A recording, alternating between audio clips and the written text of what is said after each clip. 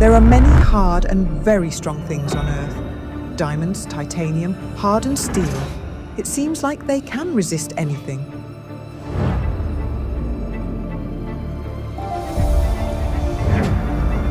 But sometimes even these materials break or deform under a strong impact or high pressure.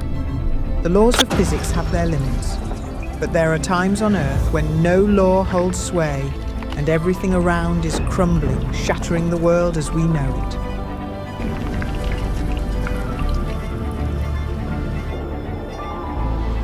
It is precisely then, when facing adversity and the greatest pressure, that the ordinary person proves to be the strongest.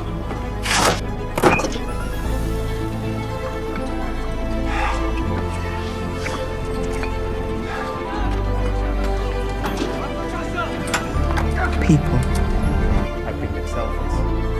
One nation. There are about 7,000 languages and billions of words in the world. They are written from left to right, from right to left, and vertically. They are written using the Cyrillic, Latin and Arabic alphabets, as well as hieroglyphs. Some words are meaningless, tender and terrifying. Words that should have been said, and those that should never have been said. But some words carry true meaning, the history of our ancestors, and a legacy for future generations, a profound significance for an entire nation, one people, one person. In times of great uncertainty, people discovered within themselves ways to cope with grief, disasters, and wars. They exist among many peoples, as a spirit, as a reflection, as the memory of generations. They are interconnected and come together to form a vast mosaic of vivid examples of resilience. We simply need to know how to draw on this experience. Today, it is time for the world to remember those manifestations of human strength that, unfortunately, we tend to forget when everything is going well. Values that can make entire peoples, entire nations, and even a single individual stronger. Ladies and gentlemen, welcome to Kyiv, welcome to Ukraine, and welcome to the 6th Summit of First Ladies and Gentlemen. But before we begin, we ask everyone present to honor the memory of those whose lives were taken by Russia's war against Ukraine, all those who will remain in our hearts forever.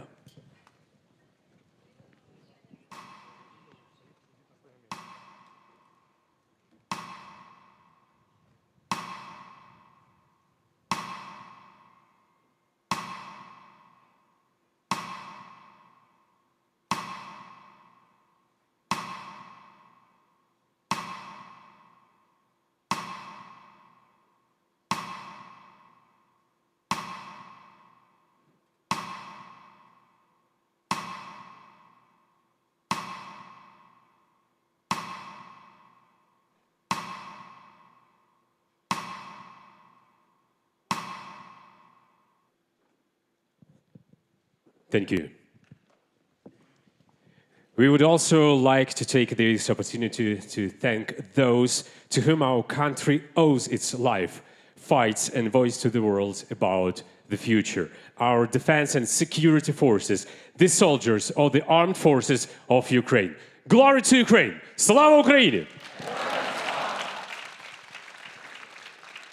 So, ladies and gentlemen, let us begin. We are delighted to return this year to the place where our summit was first held, within the walls of St. Sophia Cathedral in Kyiv, a place steeped in 1,000 years of wisdom, memory, and dignity, a space where the past resonates with the future. We have gathered here to share the experiences of different countries, words, practices, and stories that help people and societies to hold firm in times of uncertainty, to find support together. And it is particularly pleasing that we are holding our summit today on the 35th anniversary of the restoration of Ukraine's independence. So, inspiring speeches. Yeah, thank you. announce the first chapter of our summit, which is called Discover. So, ladies and gentlemen, please welcome the founder of the summit, the First Lady of Ukraine, Olena Zelenska.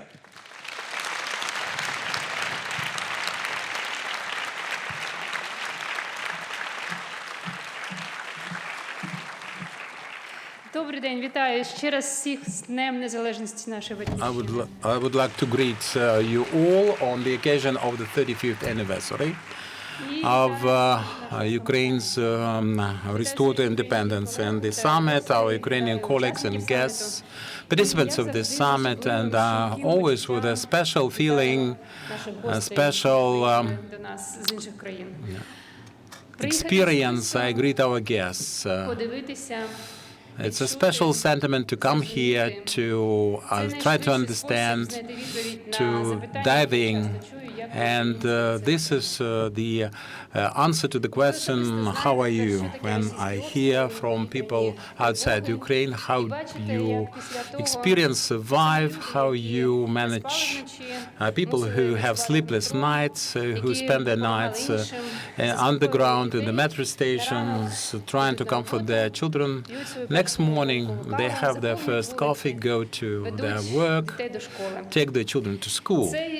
And this is the dissonance of war and life. Life which is going on can come as a surprise not only to the people who have never been to Ukraine, because there's just one thing in their life, either the terror war or the joy of life, black and white. But all people who visit Ukraine fully realize that reality consists of the two. Even more, after every single raid, Ukrainians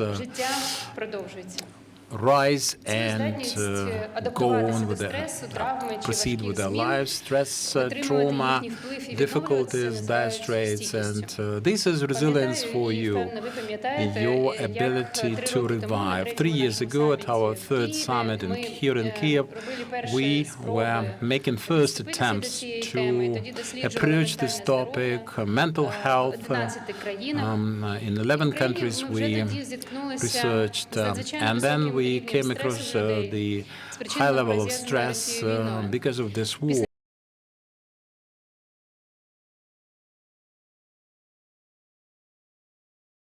The Ukrainians experienced the stress, but the most unexpected discovery of our research or study then was one of two people, respondents, feeling the stress of the war.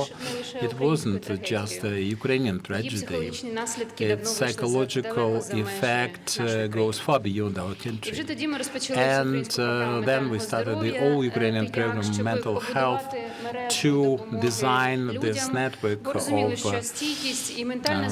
self-reliance, helping people also in that. But how the minds are changed, how the feeling changed. We are looking for the answer to this question in different parts of the world with different formats, different approaches. And inside ourselves, most importantly, now we know much more about resilience than 3 or 5 years ago. It's not theory anymore, it's personal, immediate experience. And it's about will, it's about fear, it's about overcoming them. Even in a nightmare, resilience helps one remember positive things and positive attitudes. Resilience is not a trait. It's not a merit. It's a process that we all experience as people. In Ukraine, we have to experience resilience on a daily basis. And what we know about it, at the time of disaster, people should not face their terrors alone. They have a helping hand. They have a reliable neighbor. And that actually mitigates the devastating impact. It helps disperse the effect. And we cannot take the pain away, but talking to other people, one can survive and find some support in life easier and sooner. We can, and this comes with the returned feeling of control. And we can, it's not just about fighting, there are other reactions. We can support and take care of each other, and this helps us stay human in human conditions and deal. And one of the difficulties is humanity, the thing that we have to maintain. We are here to learn from your experience also, because our peoples through the centuries have accumulated this resilience as a special treasure. And today we are going to give this as a gift to our society, reflected in a unique document, the Resilience Charter, with the practices and models and mechanisms of resilience. This vocabulary, this glossary will unite people, will help people in their communities and their institutions going on with their lives, with their work, and with proper understanding of what is happening and has happened to them. And we'll be able to read through this book, through this paper, compare, we'll share, we'll learn from it. And why this exchange is so important? Because resilience is also an economic category. And in many studies, we learn that 60% of people, their everyday activity, feel emotionally disconnected. And this is called presenteeism. Presenteeism, you're present, you're there, but you are not functional because of the physical and mental problems. It's more expensive for the employers than just the sick leaves. And this affects cognitive functions, concentration, and leads to physical ailments, depression, causes the raised rate of morbidity. And this is a great stress for any kind of system, healthcare system in any country. About $1 trillion and 12 billion working days are lost because of depression and anxiety, and mental health for the OECD cost up to 4% of GDP. And this is another reason why we should discuss resilience, shape resilience, formulate it, and share it.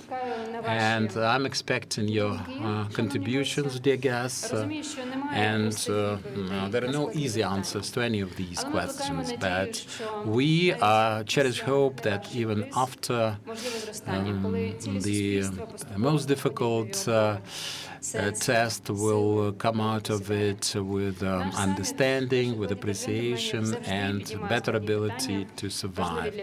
There are important questions, important for everyone, to find the right path. Let's look for it and find it together. Thank you very much. We would like to express our sincere thanks to Ms. Solana for such an inspiring speech. Syria Karis.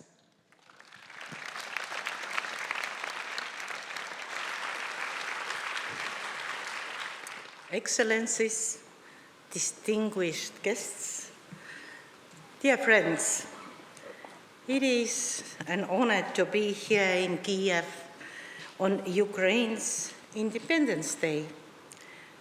Olena, my warmest congratulations to you and the brave people from Ukraine.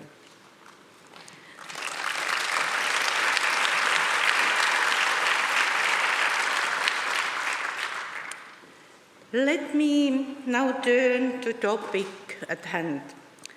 A few years ago, Estonia's Museum of Occupation and Freedom, Vabamu, curated an exhibition about e-Estonia, the nature and origins of our digital public services.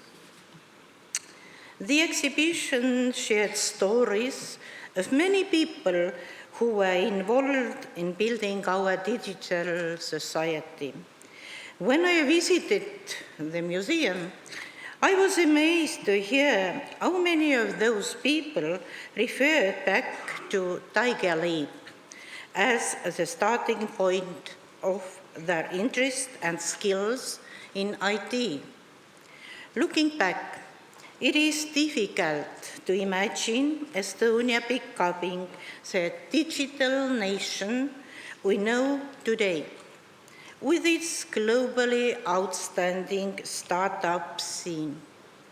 Without these educational initiatives launched 30 years ago, a simple step to equip all schools with computers and an internet connection gave a boost to a whole generation. Back then, we could not imagine the world we are in today, with cyber warfare, artificial intelligence, and social media.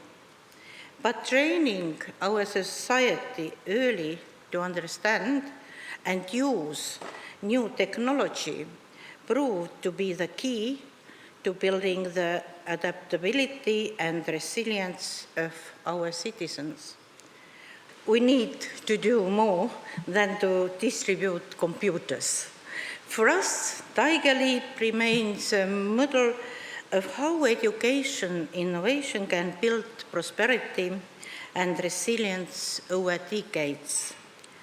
Building on this model, Estonia launched the next leap, AI Leap, reflecting the opportunities of a new era and the rapid pace of technological development.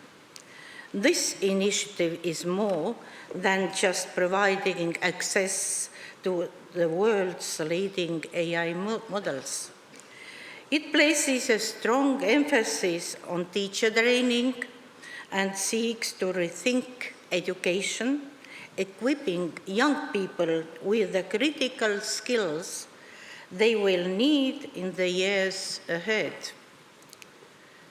Dear friends, technology can challenge the resilience and democracy of our societies. But when integrated smartly into our education and public services, it can also strengthen them.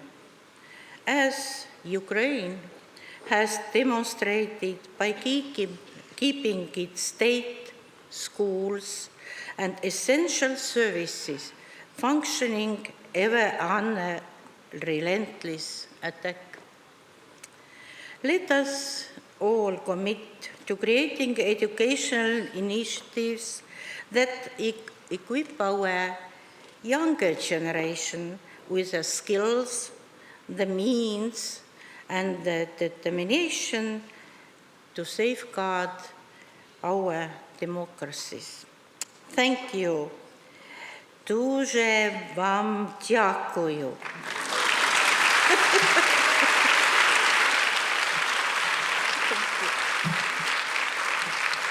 We would like to thank the First Lady of Estonia for this inspiring experience and for sharing a story of resilience that is nurtured in advance. The next entry in our vocabulary concerns the unique ability to remain undeterred by challenges and keep going, even when resources are nearly exhausted. Please meet the First Lady of Finland, Susan Ines Stubb.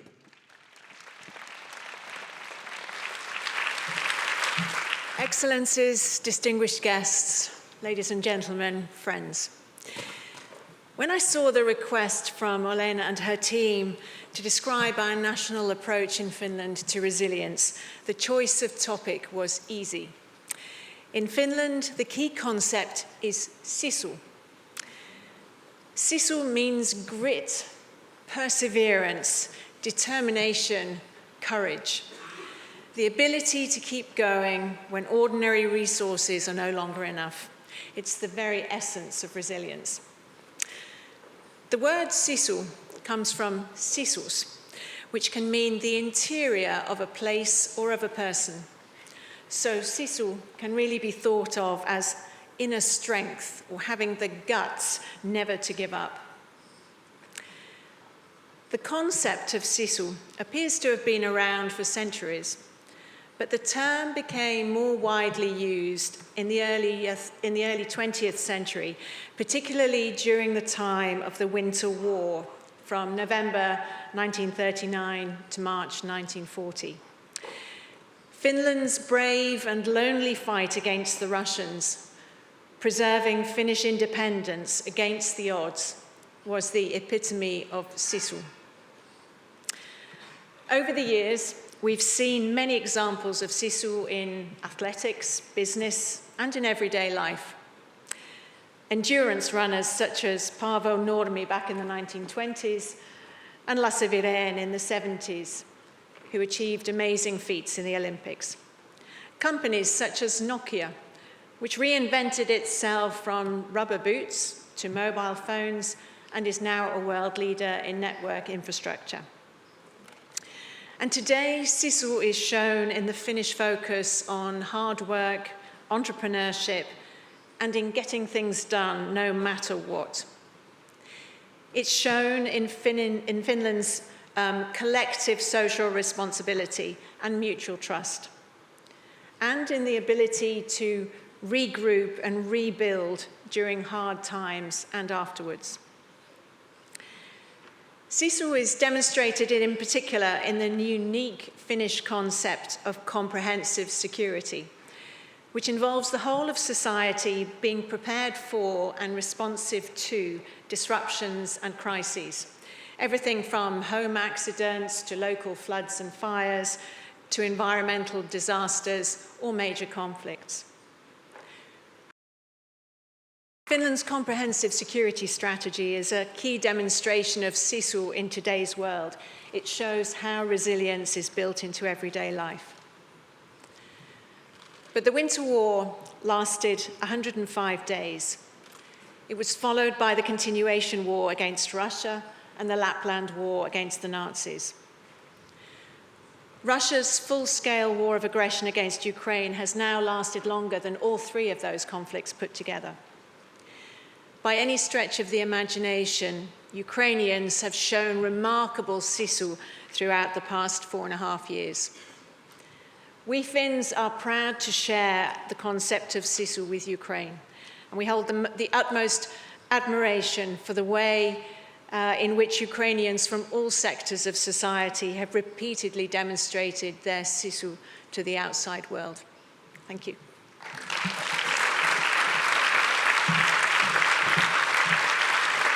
We would like to thank the First Lady of Finland for this story about inner resilience and the ability to take the next step even when one's strength is almost exhausted. Ladies and gentlemen, please welcome the First Lady of Lithuania, Diana Nausėdienė.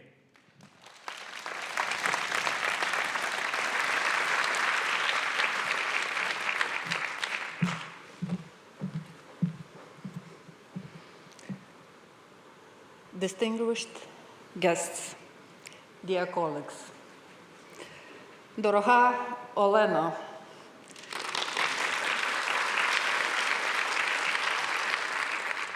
брати та сестри українці,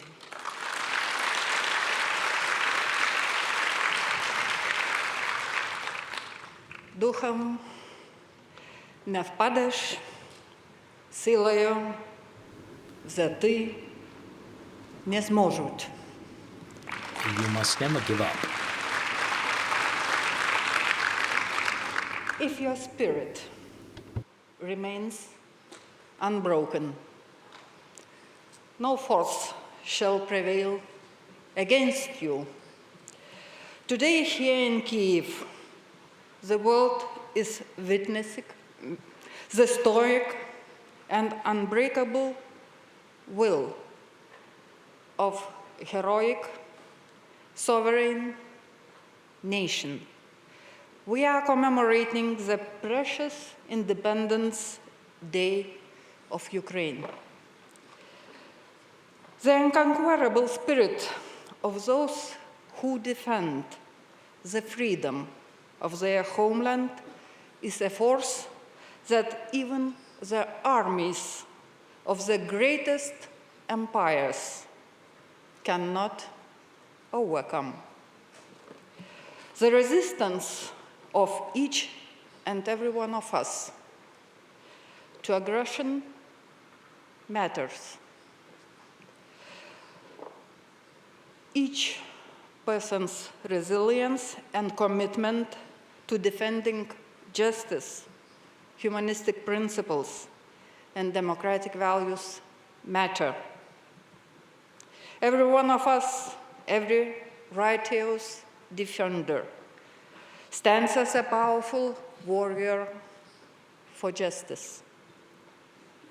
You and your personal stand matter.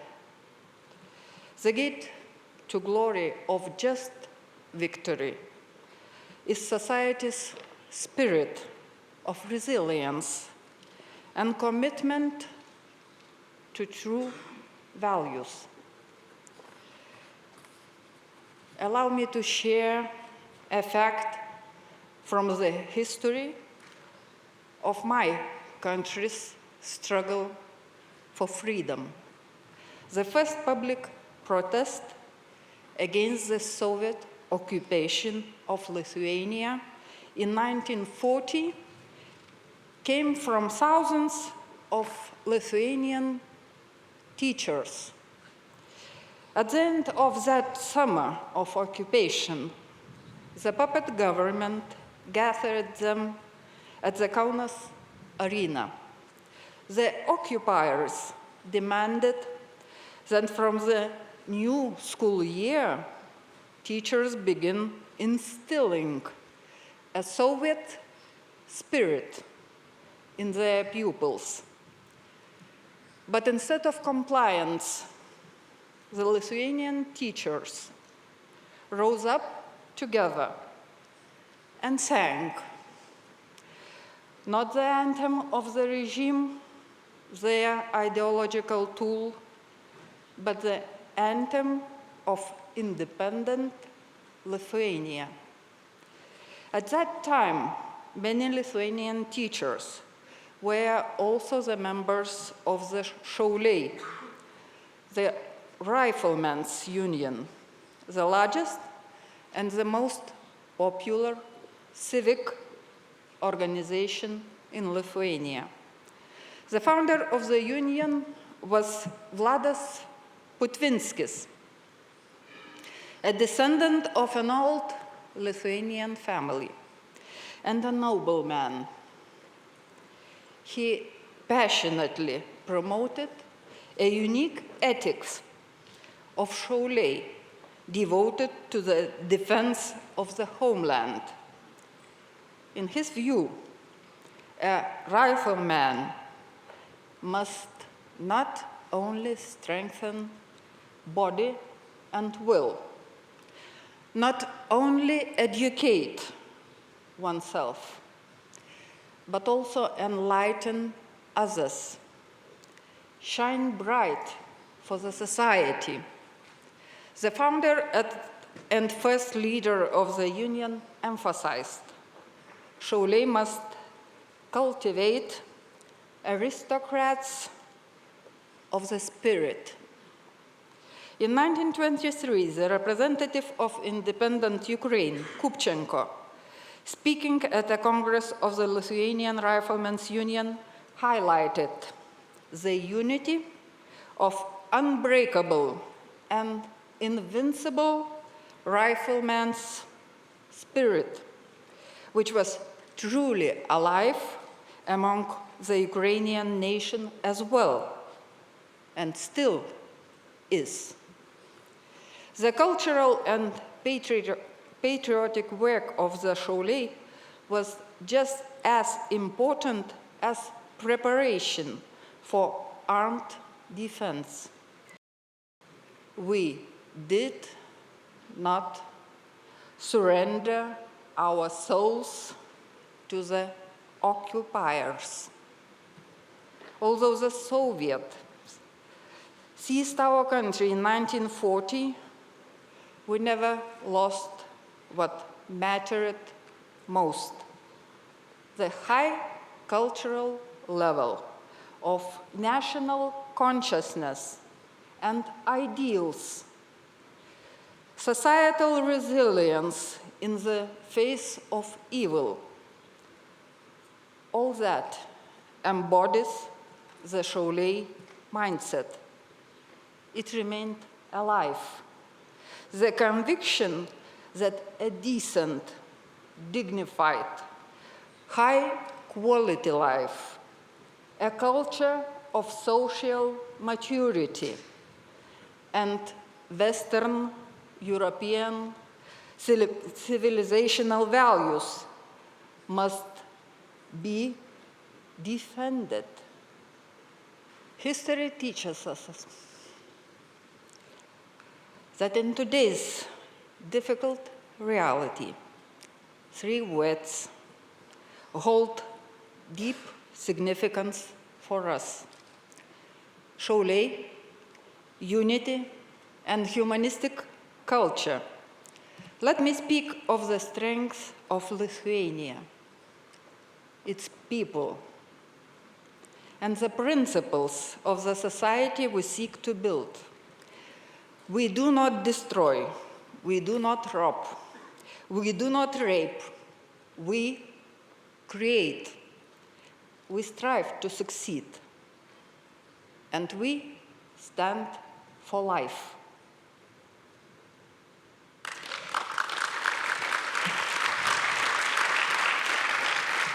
Please meet Romania's First Lady, Mirabela Grădinaru.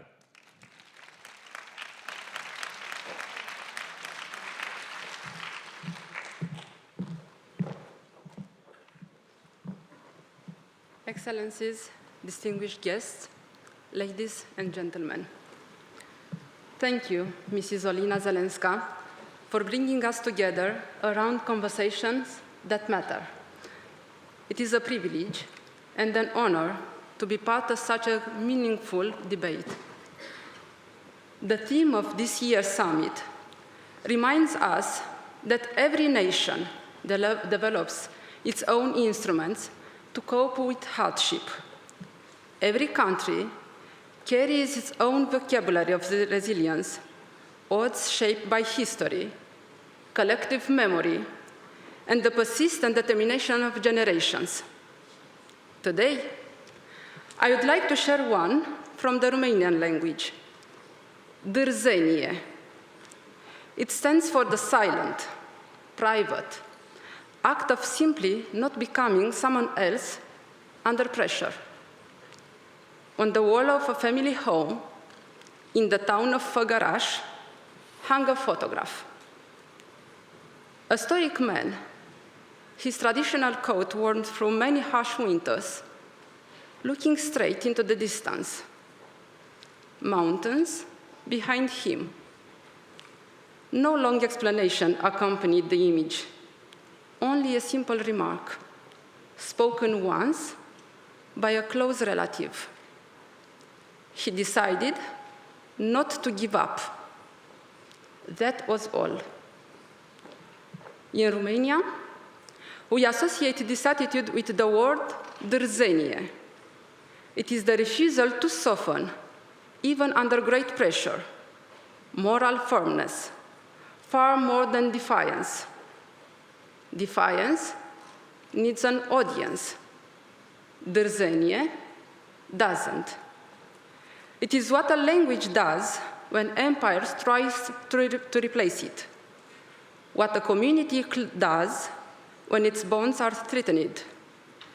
And what a person does when history is not so kind to individuals. Romania has always been wedged between powers larger than itself. And Romania is still standing, with its people thriving more at any point in its history. That is not an accident. That photograph I was telling you about was never taken down. It was not only a memory, but a reminder of who we are and of how we can fight for what we believe in, for what we love, and for what we cherish. For this, every nation has its own word. Dârzenie is ours, but the attitude he describes belongs to all of us.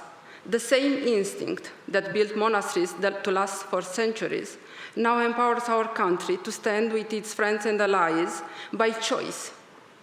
But I think every person here knows what it feels like to decide, in a quiet moment, not to give up on a country, on a family, or simply on tomorrow.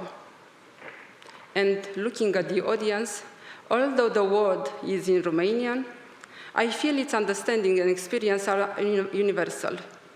Mulțumesc. Thank you.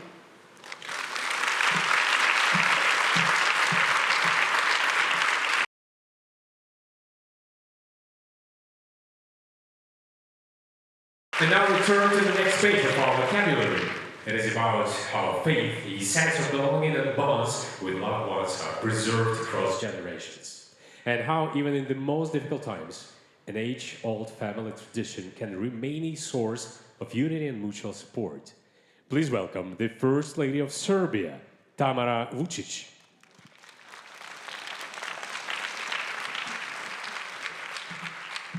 Good afternoon. My name is Tamara Vučić, and I am Serbian Orthodox Christian.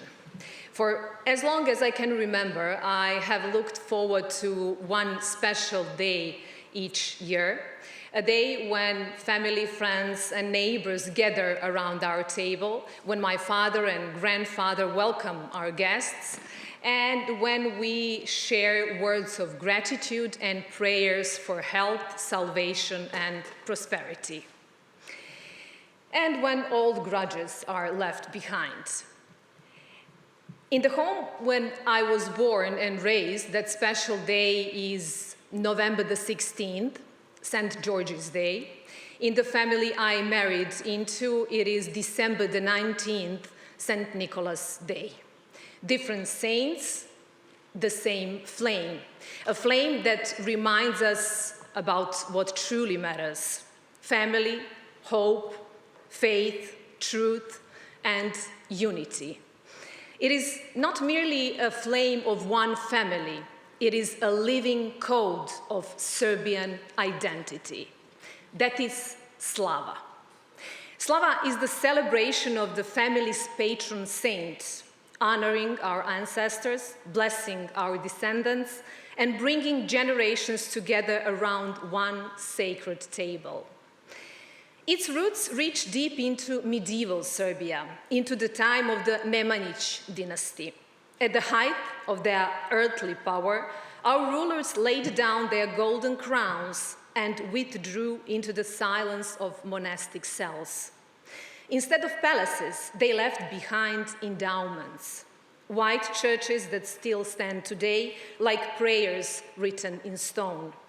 In my homeland, in Kosovo and Metohija, are some of the most beautiful medieval Serbian monasteries inscribed on the list of World Heritage in Danger. That act by our rulers, that voluntary passage from the temporary into the eternal, profoundly shaped the soul of the ordinary person. And so, when the winds of history became too harsh, the Serbian peasant and Serbian warrior did something extraordinary. They brought the church beneath their own roof. Slava became that intangible endowment. The home became a church, and the Slava table became a testimony that we are not alone. It is the moment when history comes to a standstill and the family becomes a fortress, an unconquerable fragment of eternity. Slava belongs not only to those gathered around the table, but also to those who came before and to those who will carry it forward. The home opens to everyone, because Slava is faith, and faith is never celebrated alone. It is shared through hospitality, unity, and love. For centuries, even through difficult times, wars, migrations, and changing borders, Serbian families have carried their Slava wherever life has taken them. Empires have risen and disappeared, yet the flame has never gone out. It has passed from one generation to the next. This is Slava, the living heart of the Serbian family.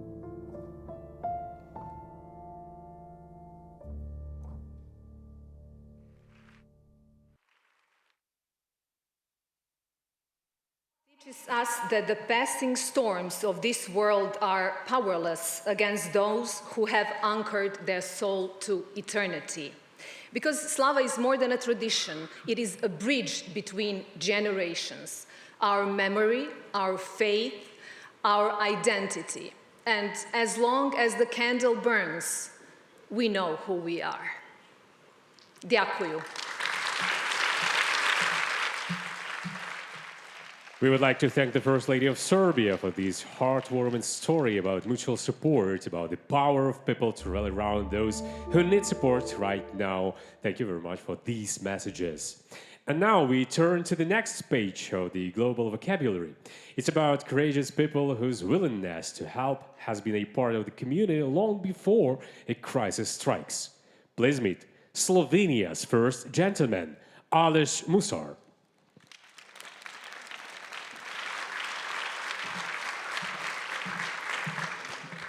Dear Olena, colleagues, excellencies, ladies and gentlemen, how do you speak about resilience in Ukraine, a country which has become a very embodiment of this term? Humbly. Yet with pride, because the Slovenian contribution to the vocabulary of resilience is something we are truly proud of. Voluntary firefighting. In fact, in Slovenian, we don't even mention voluntary. When you say gasilci, voluntary is assumed, and you have to emphasize especially if that's their job and say poklicni gasilci. Standing together when a disaster strikes is a mark of a strong community. Being prepared and organized for saving lives and property is a mark of planned resilience. But voluntary firefighting societies in Slovenia were always much more than that. Slovenia, like Ukraine, was for centuries part of foreign empires. In fact, Western Ukraine and Slovenia were for about 150 years in the same Austrian Empire. Preserving language was a defining characteristic of Slovenian national identity. Slovenian was a command language in firefighting decades before it was first used in the military. Fire departments were not just garages for fire engines, but centers of cultural life in the villages, organized by the individual voluntary firefighting societies, which are still the core and the base of the activities joined together under the umbrella of the Slovenian Firefighters Association. In happier times, when we will be composing a vocabulary of entertainment, Slovenian contribution will most likely be Firefighters' Party. This is organized annually by each of the over 1,300 voluntary firefighting societies, and these are the main village parties of the year, popular in the cities as well. In fact, my own village will have it this Friday. Today, there are over 170,000 members of Firefighters Association, from children to veterans, and that represents over 8% of the total population of Slovenia. In matters of minutes, firefighters are where they're needed. Just a few weeks ago, a remote farm in the mountains caught fire. In 20 minutes, there were firefighters from 6 neighboring villages. 37,000 active voluntary firefighters are prepared at any time to fight disasters on their own or as a part of the state system, which includes professional firefighters, brigades, civil protection, medical staff, police, and the army when needed. In 2/3 of the cases, it is not about the fire. The system is activated when any kind of a disaster strikes. When we started planning the attendance at the summit, our firefighters asked for firefighting societies for donations of equipment for their Ukrainian colleagues.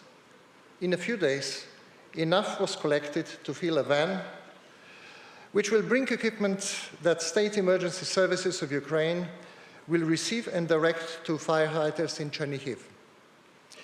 Today, there are with me Neža Strmole, International Cooperation Advisor of the Slovenian Firefighters Association, and Anže Bitens, Assistant Commander of Association. Neja and Anje, will you please show yourselves?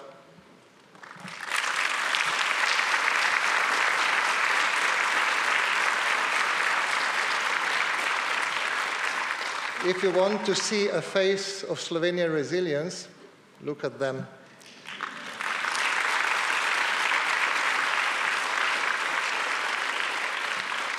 And if you want to see the faces of Slovenian solidarity, there they are. Thank you. Ďakujem.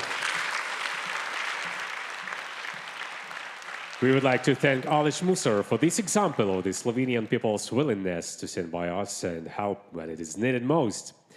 And now, ladies and gentlemen, it's time to introduce a Ukrainian word and the Ukrainian entry into our vocabulary, about the ability to interpret reality with both mind and heart at the same time, and the ability to turn meaning into action even amidst fear, anger, and chaos. Ladies and gentlemen, the First Lady of Ukraine, Olena Zelenska.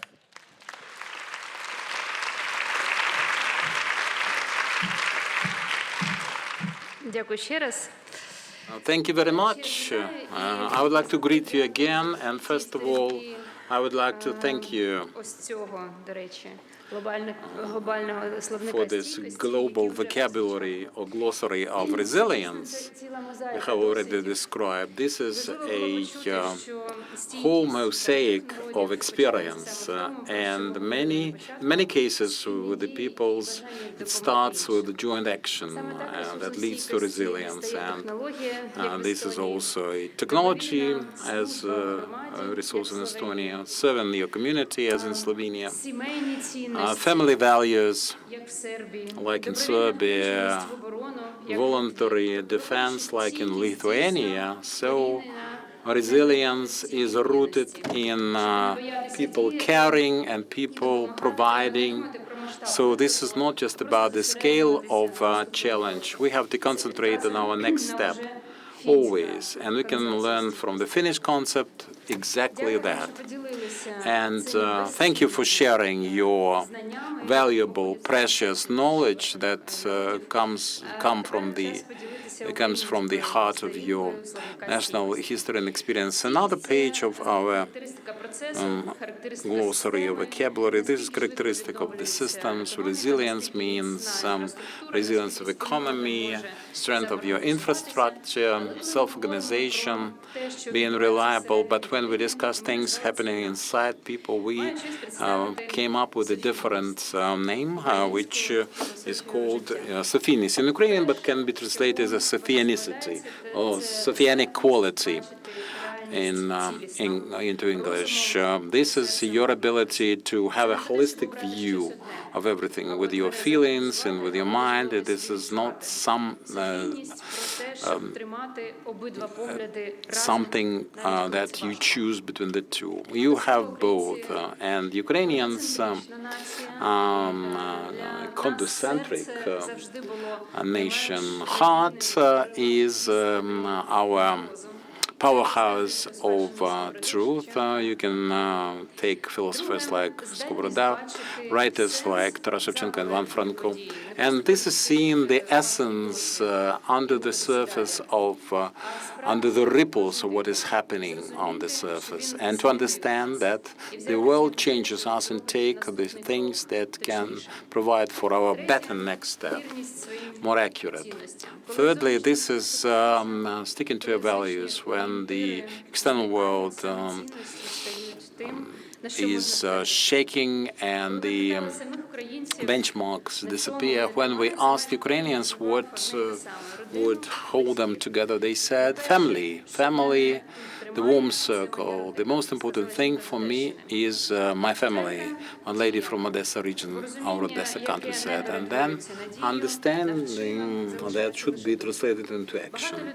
This is not just about ideas. This is about actions and activities, and we have to do that simply. Somebody from the Transcarpathian country was asking questions put by the expert group of the mental health team, and that wasn't a dry poll, that was an in-depth interview.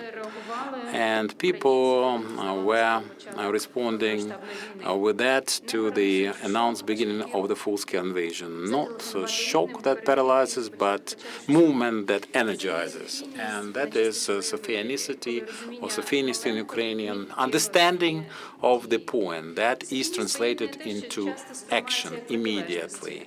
Sometimes people say about freedom and responsibility, strength and wisdom, tradition and innovation as binary oppositions, adaptivity and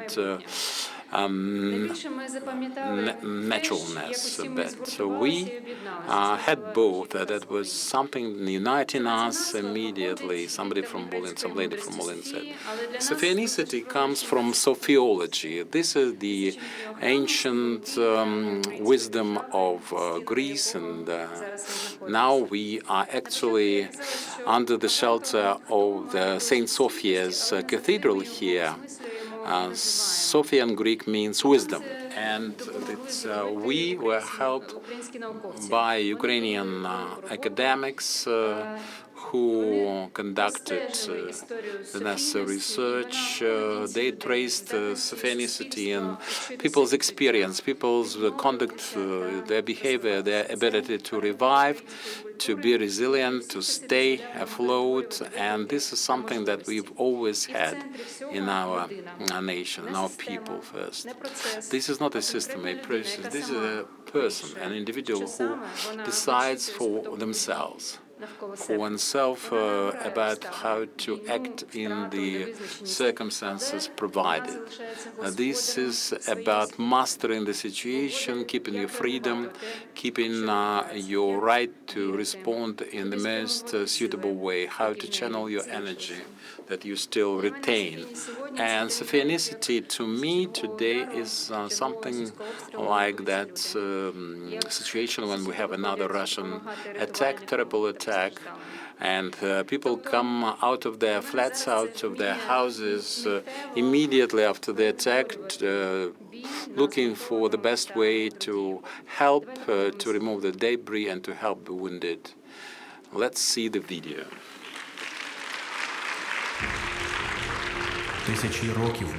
Thousands of years of struggle, challenges, and ordeals have forged a special inner key in us that precisely resonates with the shaken world. In every Ukrainian heart, we have this belt of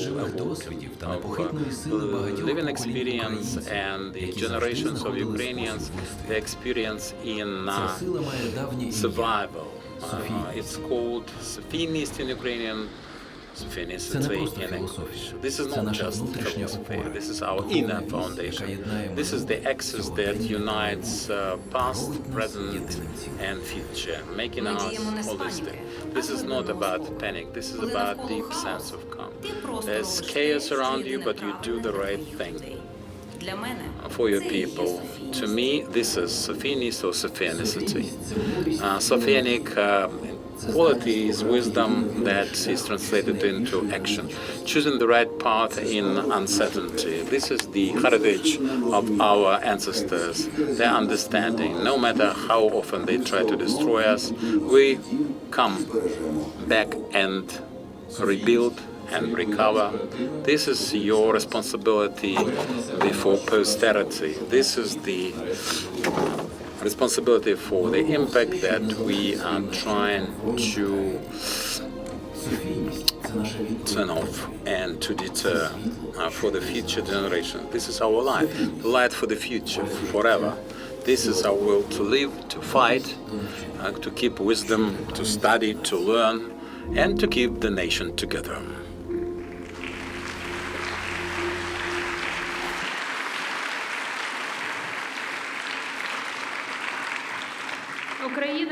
Ukraine has presented this quality, this property, this trait to the world. We are practiced in it by now, and when you come here to support people defending their land and their country, when you contribute, you share this quality with us. Every society has unique experience that can be offered to some other societies or nations in trouble. That's how it works with cultures. That's how it works with resilience. This is ability to learn from each other and to survive in the times of hardships, tests. We have more than 38 items in our vocabulary, social practices, institutional models, and logical frameworks for resilience. And thank you, everyone, for your contribution, your respective contributions for us to act together in the uncertainty and this anxiety, still standing up, still holding the line. And I would like to invite the international institutions to join in this devising of the cluster for resilience. This will help all our societies and all our peoples. Thank you very much.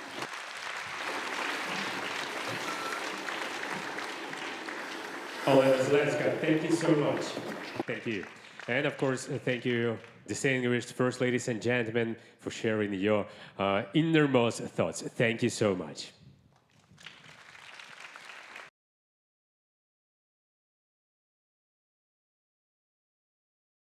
We are all here as brothers and sisters in the fight for human dignity and human freedom. That fight is won through resilience. And it's a great honor for me to be among you all in this fight. Thank you for having me. I would also like to thank the security services for keeping us safe today. Thank you. So I'm an anthropologist and a former war reporter. I stopped reporting war when I had a family. I have 2 little girls, 9 and 6. I've turned my attention to other things, like this fight for freedom and dignity. But I bring an ancient and urgent perspective to the topic of resilience because resilience extends back 200,000 years in human history. We are here today. The human race survived because we were resilient. It's the ultimate example of resilience. I was asked by someone, how do you define tribe? Such an obvious question. And I was shocked that I couldn't do it easily. It took me years to figure out what was a good definition of tribe. Because tribes are resilient. They're close groups of people who are indebted to each other for their own survival. And this is what I came up with. What happens to you happens to me. If you are hungry, we are hungry. If you are in danger, we are in danger. If you are doing well, we are doing well. That's what a tribe is, and that is the quality you need to have resilience in a society. I'm an American. I'm watching my own country struggle with these very issues of commitment to the whole, to the unity. What happens to you happens to me. I think we will win our fight in this regard. As an American, it is inspiring to watch the people of Ukraine unify to defeat a greater power. We are learning lessons in the United States for how to be human, how to be brave, how to treat one another. We know what courage looks like on the battlefield, but how about for a nation of 40 million people or 340 million people? Maybe you are not a young soldier. Maybe you're old. Can you still be courageous? Can you still give to the society? Yes, this is what courage looks like.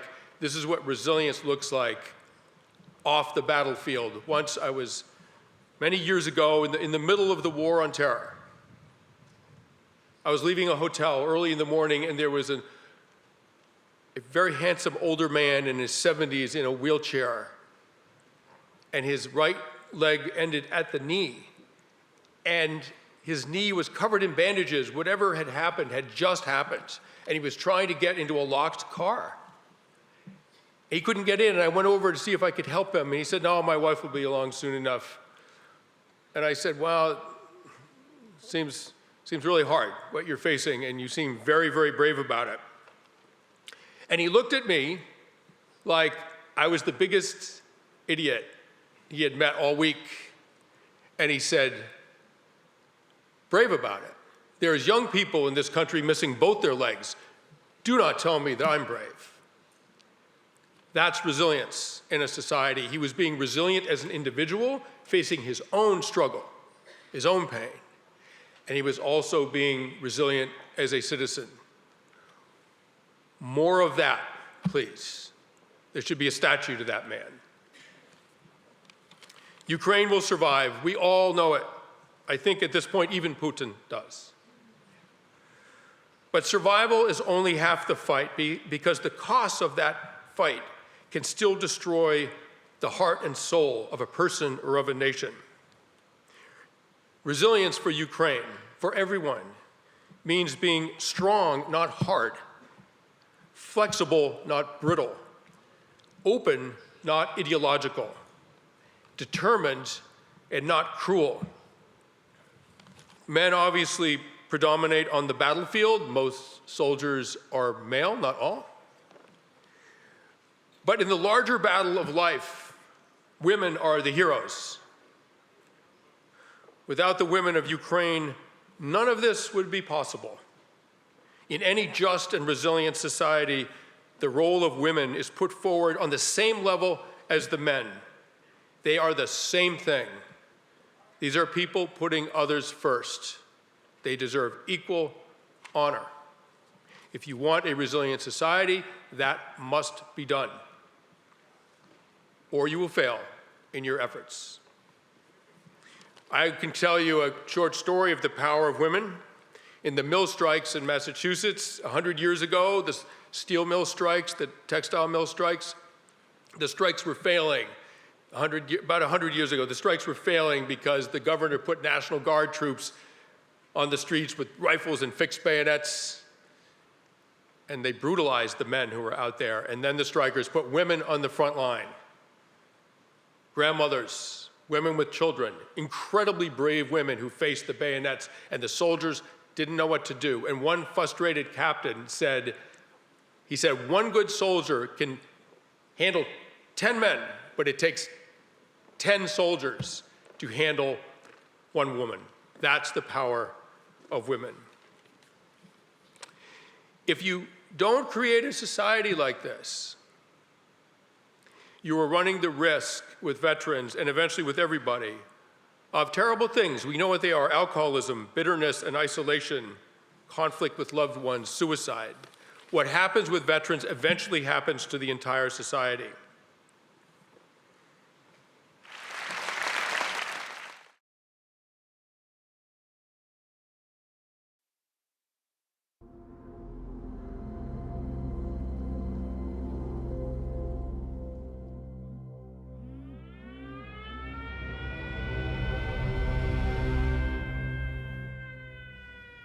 Увага! Повітряна тривога.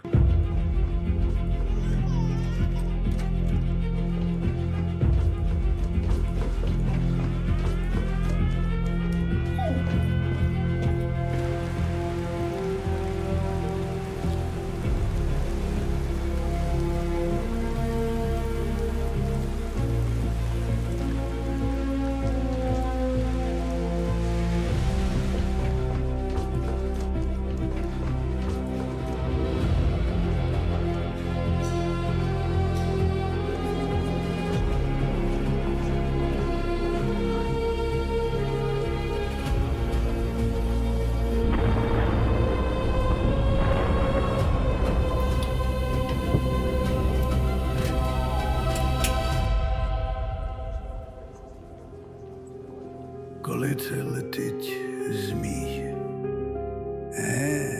каже, людський дух. Dragon came, and he said, I can feel the human spirit.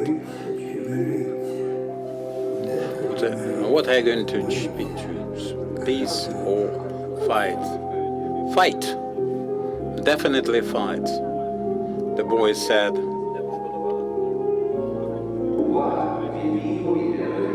Tension, air raid, all that, cancelled.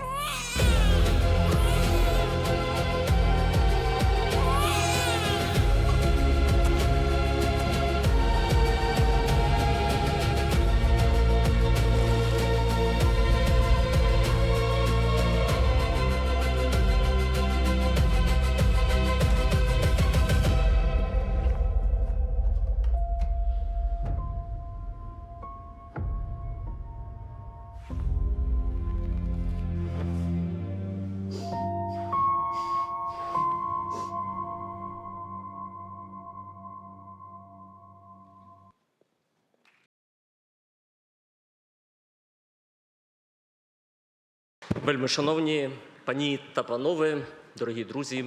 Esteemed ladies and gentlemen, dear friend, Sophianicity, Sophianic quality, it is a very ancient story indeed. This story started in the depth of the wild steppes when our ancestors had to present the foundation for their communities, to be busy cultivating land and pasturing the herds. They had to unite, they had to acquire power, and we have found this power in our own heart. In the vast steppes, human heart can be loud enough in its beat to be heard by other people, to be taken heed of. And we need people to cultivate land, to build roads, to erect civilization. And the life has become a school to us. The world, a book, because we have to still read it, and our heart has become our mentor. Our ancestors believed that the universe and human heart are written with the same hand, because there's this communication understanding. It was the Sophia's hand, the God's wisdom's hand. That's why they can cooperate, heart and universe. Our heart and our universe, where eyes can be fatigued because of the lack of faith, the mind without hope. Heart can see deeper, beyond our uncertainties and anxieties, beyond our fears, right to the depth, right to the bottom. This is the principle which is formulated by great philosopher of Ukraine, Grigory Skovoroda. The invisible, from invisible you learn about visible. obvious is not final. There is this depth that should be noticed, so that beyond the winds of the obvious you can find the hidden. Find your force, find your power, the energy to proceed. From the full-scale invasion of the Russian hordes, we have witnessed that. Obvious is not final. The facts tried to stop us, but our heart decided otherwise. So, Sophianicity, in the first place, is our ability to look deeper, beyond the scenes of the obvious, to see some sense in the happenings, to find some resource in every situation, to notice opportunity, discern opportunity in chaos. Sophianicity is something that is shaped in the context of the millennial cultural heritage of Ukraine. The experience that you lived through is becoming the source of meanings and notions, understanding of the world around you. The first support is the pre-Christian understanding of the fact that our life is full of energy. This energy, this power is around us, and it is issued by the wildlife, nature itself. And then Byzantine heritage of Sophia, God's wisdom, as the genius master, architect of the universe, of this world. And thirdly, our Ukrainian folk traditions, customs, everyday wisdom, conventional ability to take care of oneself. In a practical plane, this is manifested in 4 dimensions. First, our ability to perceive the world not just with our mind, but also with our heart, reality. It is value-based approach to the things happening around us. Secondly, this is our ability to look beyond the obvious, to find out the necessary things for us, the necessary meanings and notions. And thirdly, is our need to make our decisions proportionate to and value-based. And fourthly, this is opportunity to act together, cooperate, and jointly implement things. Sophianicity is manifest still today, present day, in times of crises, when the previous order, yesterday's understanding crumble and get devastated, and we have to find some reliable support. Sophianicity taught us about shaping the relationships, reliable ones, be effective in our interplay, because we can find the resource. We have to look beyond the scenes of reality, the obvious reality, even if the obvious thing is pain and it hurts. We know very well about the day, the first day or after.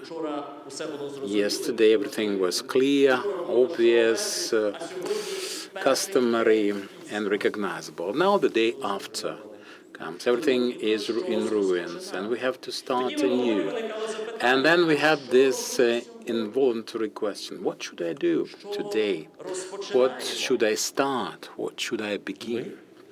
And we together, people who survived,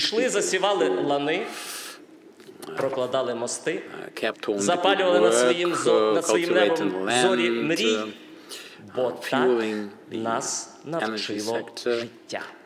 We did that because Ми we learned from life. навчилися від That's how життя we learned учитися. from line and learned about Наша learning. The best way to learn from it. Our Sophianicity would not let us stop when we lacked some prospects in life, bright prospects. It didn't make us hostages of the obvious rationals, strategically designed, and it required our clinging to life, our falling in life, with life. To love life, we learned. And very often, in yesterday's wars, we learned to sing the song of love. We learned to love each time again and again. We would never stop learning from life. And once I witnessed a telephone conversation, one military officer and one soldier with his daughter, and he was talking over the phone to her. He said, "They are here because they hate us. We are here because we love." Love is the force. Love is the source of power. Love is something that energizes and empowers you. The Ukrainian heart capable of love, capable of loving in front of any kind of threat, any kind of disaster. That's our force. And philosopher Skovoroda reminded us that heart is at the center of things. It is the most accurate image of a person inside a human being.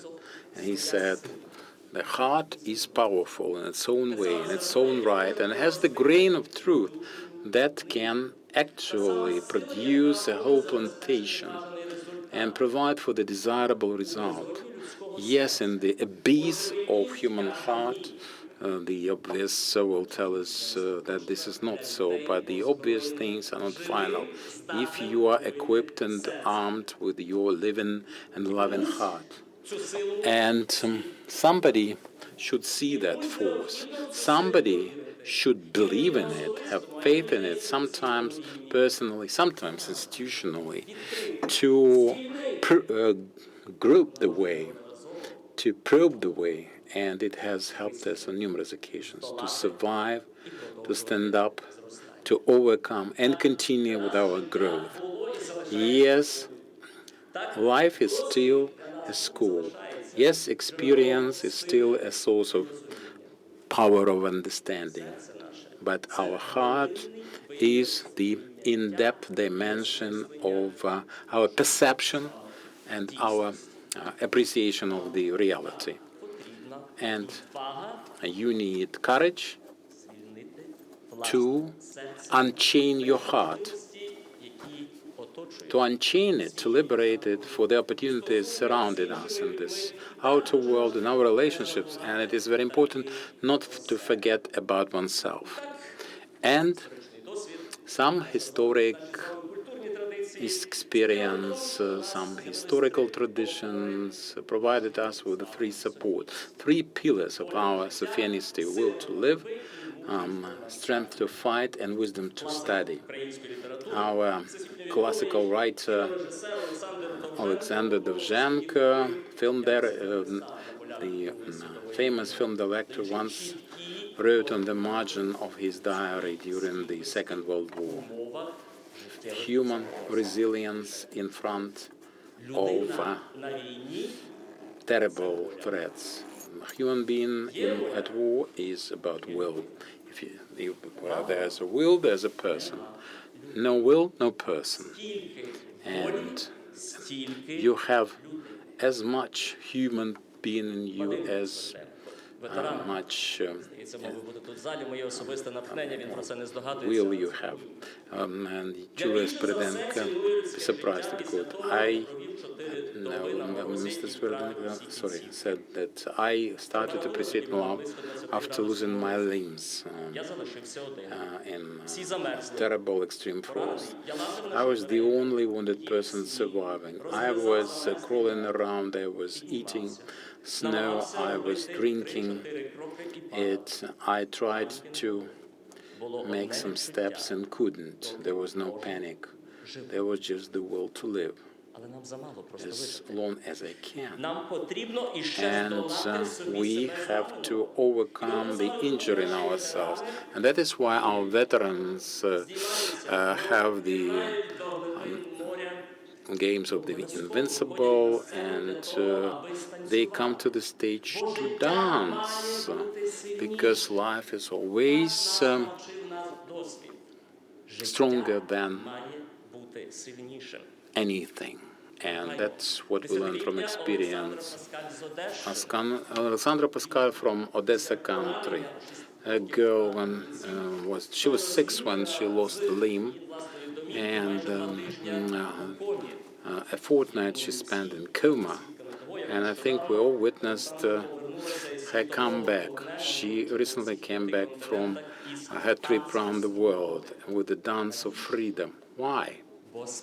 What for? Because true freedom cannot but dance. Real true freedom cannot be frozen, petrified in nothingness. And the world should remember that. And we have to remind the world of that. Freedom cannot stand still. It loves. And it manifests itself in our everyday life as an insurmountable will to live and vitality. We learned to be appreciative of all the manifestations, all the phenomena of life. We learned to respect life. You remember Ternopil and the residential building hit by the Russian missile, and there was a small parrot being rescued. Why? Because for us, life, even of the smallest bird, is holy, it's precious, and it requires some defense, some fight on its side for it. Manifestation of our thirst to life is also love and respect for beauty, because humans have always been in awe of beauty. Look at Petrakivsky painting. It's often called an art of heart, an art without contours, art of a free soul. It dates back to Cossack era in Ukraine, and it is still alive. And it brims with color and vitality. And it helps people to stay human. And we still maintain this tradition, and we still remember about the most important treasure of people, and that is ability to fight for freedom. Optimism is another important aspect of Petrakivsky painting. The author often paints because they have a purpose to make people joyous, because people need joy and happiness, because happy people are strong people. They cannot be beat. Therefore, we all have to try and find this ability to create in our hearts and souls. But all will be well because we are ready to work for it non-stop, and we are ready to fight for this. All will be well 100% because Ukraine has us able to defend the good. Our thirst for life and thirst for freedom also makes us able to self-organize when the threat comes, because our hearts are there when we love life, we are ready to defend our country and come up with all kinds of ways of protecting ourselves. Take Children's Hospital Ohmedit, for example. And remember when one of the buildings was hit, all the doctors from the neighboring buildings, because it has several buildings on the compound, walked out to help remove the debris and rescue the survivors. So, regardless of the challenges, we are there to help. We went through the School of Volunteers, which for Ukraine is basically a bulwark of self-organization. We have learned to protect each other at the battlefield, at school, help our neighbors, and we will never forget this. We have already learned this.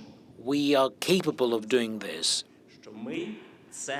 And we must be mindful of the fact that we are much stronger nowadays. We have new technical capabilities. The word became our weapon. Bandura players, poets, writers use the word as wordsmiths, as weapons. And even in our songs today, we have strength, love, and ability to protect ourselves. And we keep on going. We're now armed not only with weapons, but also with irony, humor, ingenuity, and we have learned to fight in a new way. Our song, our word, became not only weapons, but they also helped us to see what we're capable of. We love life, and we're ready to fight for it. But life also loves us and teaches us new things, and we're ready to learn. So wisdom and ability to learn is another aspect of our Sophianism. So we take care of ourselves, we take care of our neighbors and friends and loved ones, and this happens on a heart-to-heart level. And this shows our ability to learn from very concrete and hands-on experience. And what we've learned at the battlefield almost immediately becomes, a new training program, online course, training, and our technical innovations save lives and help us move forward. And the world is watching. So these are the three main important things: love for life, thirst for life, willingness to fight, and ability to learn from every specific experience. Find resources and finding ways of overcoming obstacles. So again, wisdom of being that can be read by hearts, because the universe and the human hearts are created by the same creator. Life has taught us that something that is obvious is not always final, even when we're in pain. Love for life engenders strength а пережитий досвід стає to fight. школою нашого. And the experience that we get becomes a school for growth. Ми We боремося, love, we fight, we grow. як 1000 років. Today, just like it was 1,000 years ago. Підтримує Thirst for life supports our optimism сила до and to overcome obstacles. свободи на Ability to fight організацію self-organizes us and helps us to be better. Wisdom прожитий досвід and ability to learn makes us strong and вимір. helps us to overcome obstacles. Вона поєднує, It бо ж людям потрібні. unites us. Софійність поєднує серце і розум, It людину і спільноту, unites people, communities, past and future, traditions and innovations. це вимір, який This is basically a new dimension. Софійність творить нас It з повагою до свободи creates us і до кожної. and it shows respect for community. Стійкість у світі. Now, to talk about resilience Ми з вами зустрічаємось під in this world, we are holding the summit моменту української Софії. to right next on the territory, actually, of the monument of Ukrainian Нашої державності, Sophianicity. This is the heart of our nation. This is the song of Ukrainian spirit, and the cathedral of Ukrainian wisdom мозаїка is arched in stone. переказами місто стоїть доти, The city will be here until Oranta, Godmother, is still here. This is the bulwark of this country. трансформована благодаттю This was basically a symbol of womanhood, representing humans, поняття and her love comes from the heart. So concepts of elasticity, strength, resilience, etc., we could go on, but all this characterizes processes and systems. And only Sophianicity, as ability to read wisdom from experience and strength in order to move forward, needs the reader. In other words, a human who can process this and learn from this. таке Софійність, So what is Sophianicity? це здатність It's simple. It's an ability to love life його плекати, really strongly so that you really value it. You're ready to defend it, fight for it, це здатність stand up to the enemy. у кожному Ability to learn from every experience and to emerge from every experience stronger. It's also an ability to share with others готовим боронити свою любов. and be ready to defend your love. Це мудра So, in other words, it's a wise strength, the strength of Ukrainian heart. Thank you and glory to Ukraine.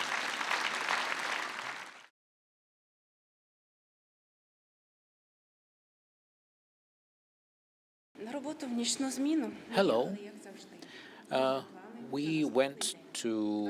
We had our plans for the 23rd of February 2022, and I joined our night shift at Chernobyl nuclear power plant. This was at 8 p.m.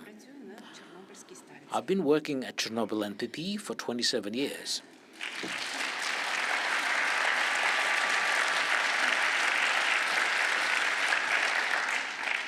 Я працюю інженеркою служби фізичного захисту. I'm an engineer for physical protection ЧАЕС – це режимний об'єкт. because Chernobyl NPP is a protected facility, and my role is to coordinate movement of personnel around the station. At around 4 o'clock, we heard some rumbling, and we realized that the that the roaring sound was coming across the border with Belarus. This was very alarming because flights in the area around Chernobyl and NPP were prohibited. Later, through our surveillance CCTV cameras, I saw military equipment rolling onto the compound of the NPP. We then found that we have been taken hostages by the Russian troops. Starting from that point, the number of invaders was growing, and they would change, rotate. They would first come, then they move out. New personnel would come. And imagine, to go to the toilet, I had to take only 20 steps. But on that path, there were at least 20 soldiers lying on the floor. A shift, which usually lasts 12 hours, dragged on for more than 200 hours that time. The station, the nuclear power plant, is a radioactive facility which is not designed for long-term stays or rest or eating, and no one knew how long the shift would last, but the power plant could not be left without the specialists who would keep it running. The living conditions were harsh. There were no place to rest, especially to sleep. People slept wherever they could, some on the floor, some in a chair, or right on the table. We knew that we had enough food for 2 weeks only, so we decided to eat only once a day to make our supplies last as long as possible.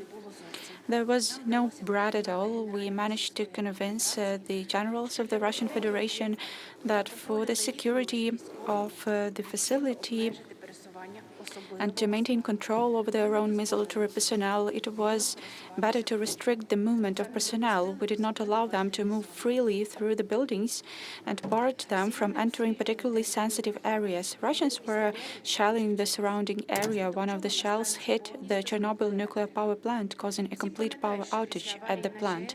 Everyone remembers that following the Chernobyl accident, we are protected from radiation leaks by a confinement, an arch, which must be constantly cooled. To do this, it must be powered. When the power supply at the Chernobyl NPP was completely cut off, we switched to generators and our fuel reserves were only enough for 1 day. We informed the Russians of it. They panicked and began draining fuel from vehicles' positions in the direction of Kyiv. And we understood that this information had to be also transferred to the security forces. We would tell the occupiers that we were just communicating between ourselves, between the units. We spent about 40 days under intense pressure from the Russians. Our employees were running out of strength, were in poor health. Many had chronic illnesses. Our supplies of medicines would run out long ago, and there were cases when people fainted right on the job. And it was decided to rotate the staff, which required volunteers who would agree to go into captivity voluntarily.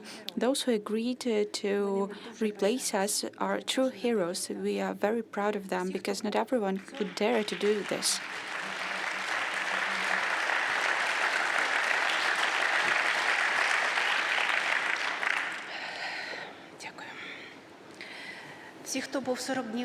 Everyone who had spent 40 days at the Chernobyl NPP was sent for medical examination to determine whether we exceeded the permissible radiation levels and whether we could return. The doctors allowed me to return, and I continue doing my job as many of my colleagues. I often asked whether I was afraid. Yes, I was really afraid, but I could not do otherwise.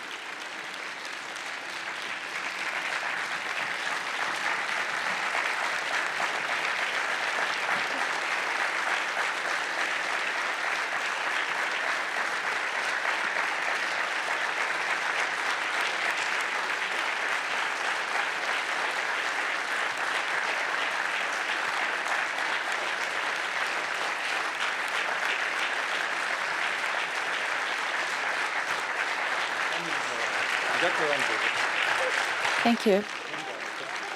Thank you. It's all right. Thank you a lot from all of us.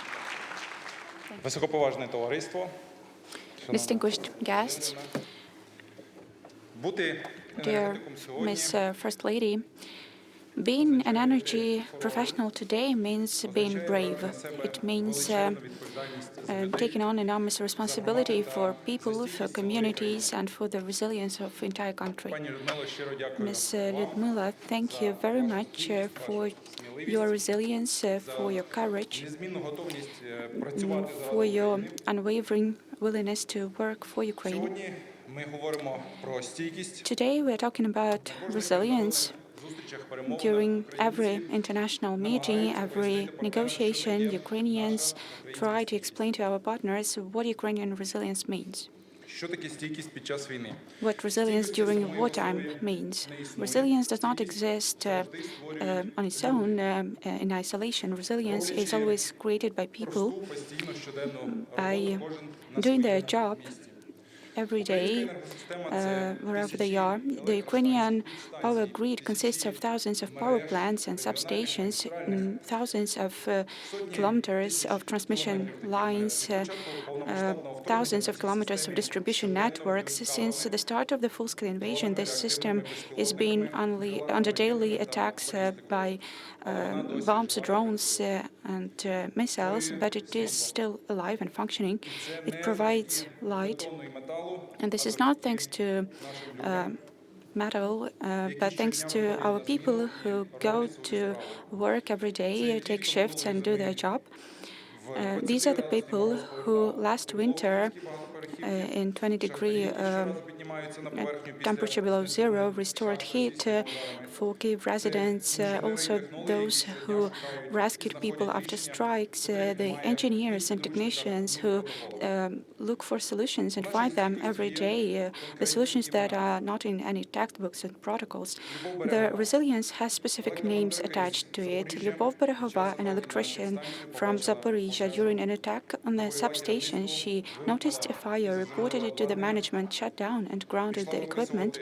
She went to get clearance for the rescue team, and then there was another hit by another drone, and she died because of it. And there is Georgy Kukharchik, a gas worker from Kharkiv, who repaired the gas networks under shelling when everyone left.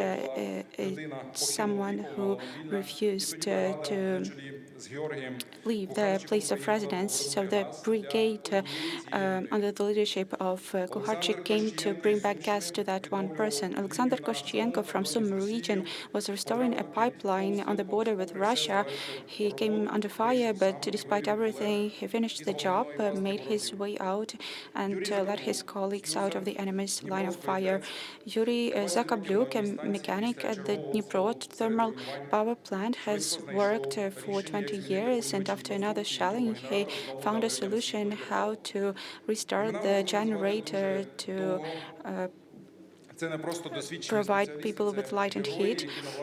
There are many people, not only experienced specialists, but heroes. On their shoulders, our energy sector remains strong, and we are grateful to all of them.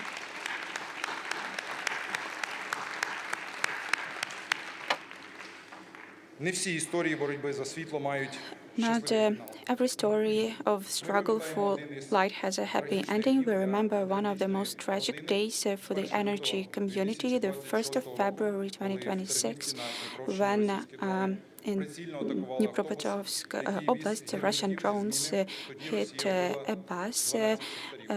Back then, Russia killed 12 miners. These losses will always be painful for us. Our duty is not just to remember, but to keep working wherever we are every day. Will the next winter be easy? No, the enemy is waging a war of attrition, and energy sector will remain its main target because it is the backbone of everything: heat, water, logistics, economy, life of the country. Currently, the Ukrainian energy system is going through a historic phase, unlike anything we've seen before. Amid a full-scale war and daily ballistic missile strikes, the system is changing. We are creating a new operational architecture. We have developed unique shelters for energy facilities of various levels and capacities. Our engineers created a unique protection system which helps safeguard power facilities even after ballistic missile strikes. The damages can be repaired in weeks, not months. And we can do all of that thanks to the support of our partners in particular. Almost 6,000 tons of equipment was sent to our regions, our communities. I'm talking about generators, cogeneration systems, modular systems. We are grateful to our partners for their support, which is very specific, thanks to our partners and those who are present here in particular. I am grateful for the solidarity. You fight with us in this fight for light. You become part of Ukrainian resilience. With such partners, we will succeed. As Mr. Andriy Zelensky said, everything will be all right because we are ready to stay dedicated, and Ukrainian light will prevail over Russian darkness. Glory to Ukraine.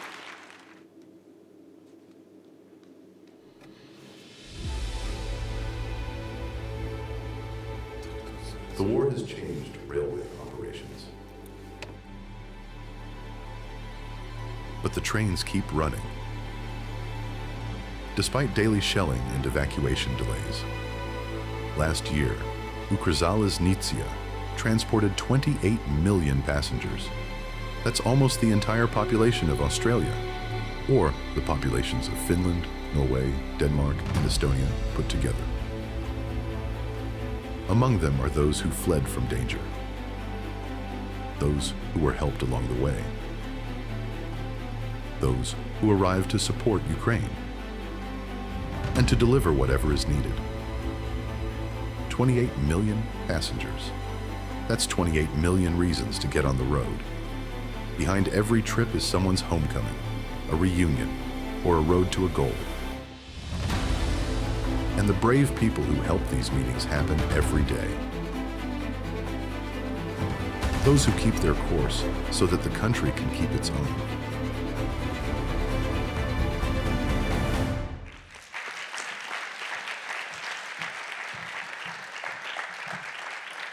Добрий вечір, шановні колеги, друзі. Dear friends, colleagues, good evening. Часто думками повертаюся, думаю, як і ви всі. Like many of you, I mentally come back to February 24, 2022, and you probably remember where you had been at that point of time. Я можу казати за себе. And I can tell you about myself, and for myself. I was shocked first. I had fear about my family. Didn't realize what would be in tomorrow, and if there is tomorrow, what's going to happen next.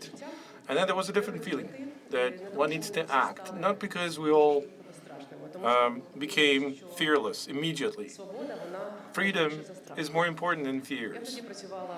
I've been working as the first vice prime minister in Denis Shmyhal's government, and we had several government meetings every day. And almost every day we had to resolve issues and we had questions with no answers clearly there. We were working hard as one of the nations that had been attacked by the biggest country in the world, and we tried to supply everything people needed. There were no ready-made solutions, like I said, and we had to create them in real time. And this is what we've been doing for the last 5 years.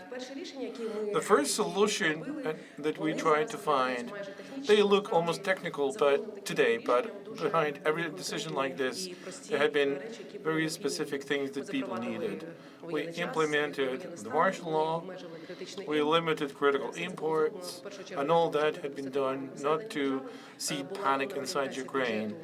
We had to reorient our budget on military spending so that Ukraine could continue to operate and stand in this war.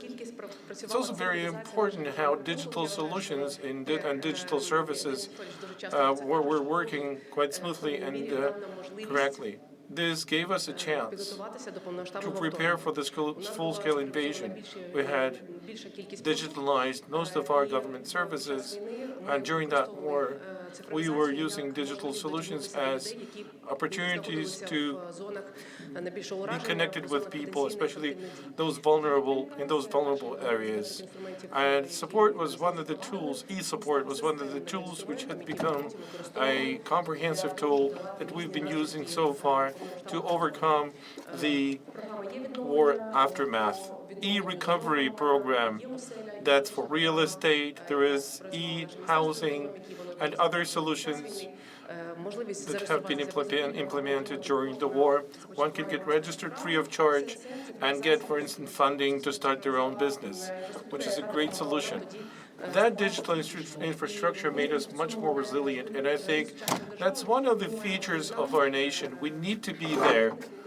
We need to be human-centered at the point of time when people need it most.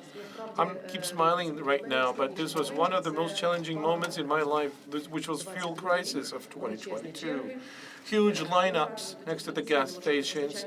We lost our traditional fuel supply routes, and fuel became not just a commodity, but this is an opportunity to evacuate people, travel to hospitals. We were working around the clock to reorient the supply routes and chains of custody. We created green corridors together with the Customs Service and provided opportunities to use mobile fuel tanks before fuel gets available on gas stations across the country. So those solutions have become very beneficial already in 2026 when the situation in Hormuz Strait became very much complicated. So those algorithms really helped us stabilize the situation. And for me, the lesson learned is that resilience is when, after every strike, you learn how to move faster and recover. When those solutions become comprehensive, and next time and every time you become more resilient. I think the conclusion from my government work can be made like this. The most important lessons learned were received not in government offices, but across the regions when talking to communities nearby the flood. We know that our front line is 3,000 kilometers, and it's not about kilometers, it's about people. It is more than 6 million people. We've traveled all across different communities. But most importantly is we were talking to farmers, teachers, doctors, and trying to find solutions for them and thought about how to support them so that they feel that the state is near, they're not left alone against those challenges they had to confront. Almost a year ago, I visited Alexander Gordienko, his family and himself. He was farming the fields, and after 1 month since we met, he unfortunately died because of the drone, and his son had to continue the business. But the ideas that we were discussing with Alexander were put in so many different support programs that are available for all the frontline communities. That is to provide harvest compensation money. We provide additional support for Ukrainian farmers in terms of machinery and other things. So the meetings like this, of this nature, give us inspiration and strength. We're willing to keep going and move forward. We understand that the frontline communities are about the people who support our nation, and it is on their shoulders that our state rests. Maxim is next.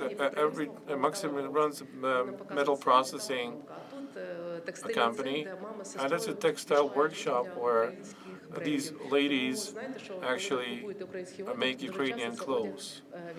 So very often you can see a lot of clothes coming from Kramatorsk.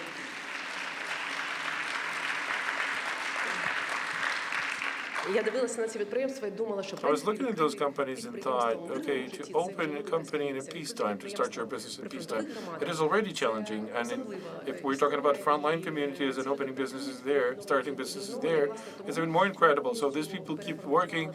They change their Made in Ukraine format completely through the support program, through accessible loans, grants, etc. So those solutions are now available for frontline communities. If one is ready to stay there and keep going, keep working where it is dangerous, of course the state needs to stand behind.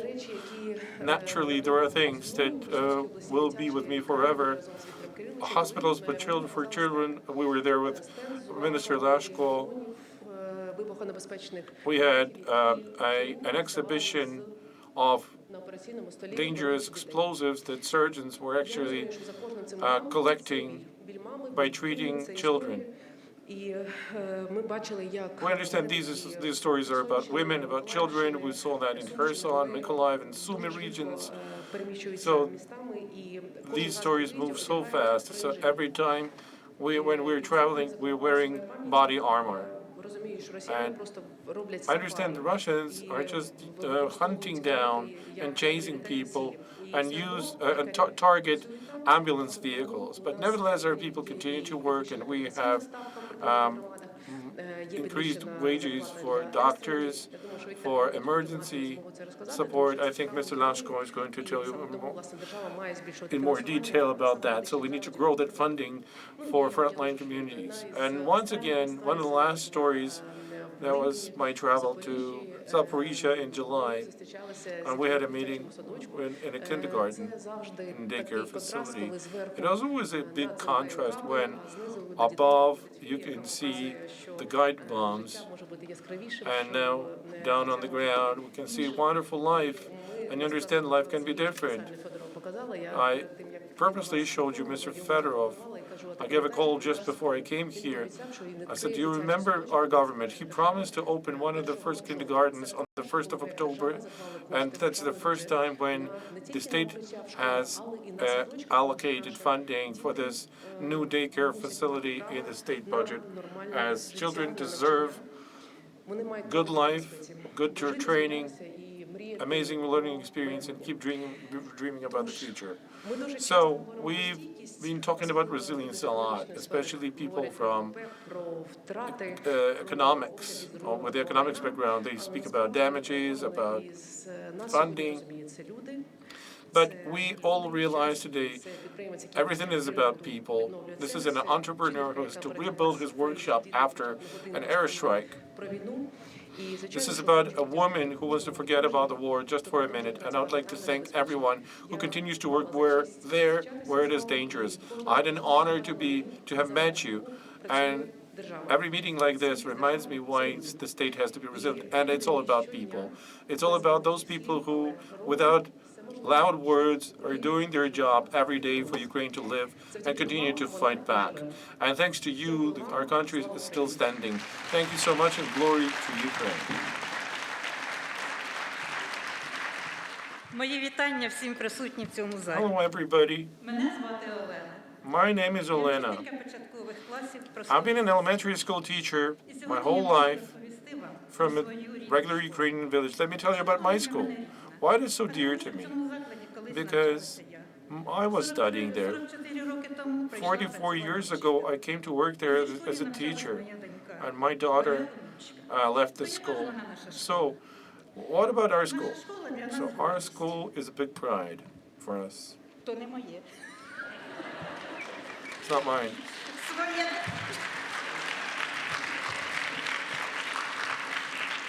Своє тримаю міцно в руках. I keep my things, most everything. Школа – це затишне, утеплене приміщення. Our school is a nice building with modern renovation. Забезпечення у нас таке, що We have very good у нас два спортивних materials and all the provisions. We have 2 gyms, a library with thousands of books from the classical Ukrainian literature to modern contemporary writers. We also subscribe to newspapers. We have a medical office and also the place for the kids to play tennis during the breaks. Each classroom has multimedia equipment. Every student has personal laptop. So where do we have this paradise for children? It is in the village of Myropilya in the Sumy region.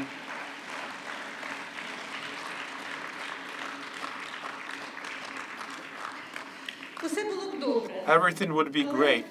Від нашого села і навіть However, from our village and even from our school building, сусідів всього-навсього 2 кілометри. it's only 2 kilometers before you come to the border in Russia. From the first minutes, we realized what war had been. We had to move to remote learning and distant learning. I was running grade 4, and I was dreaming that I would turn another page of my retirement life then, but not everything worked the way I thought it would.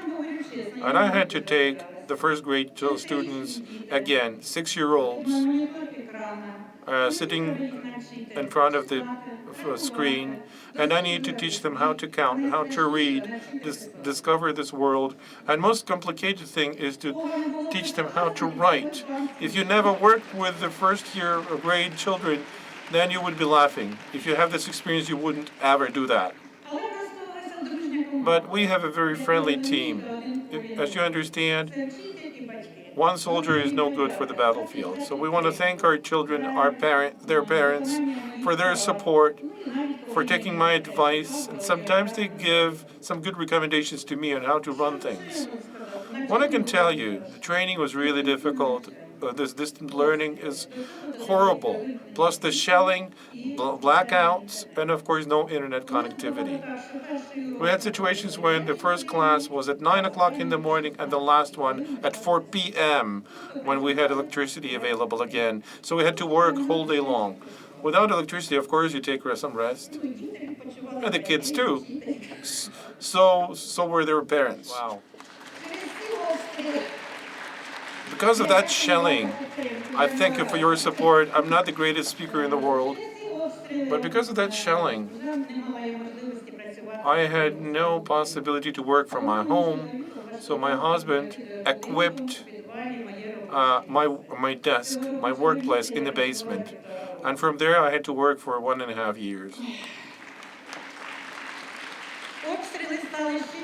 The shelling has become even more frequent. And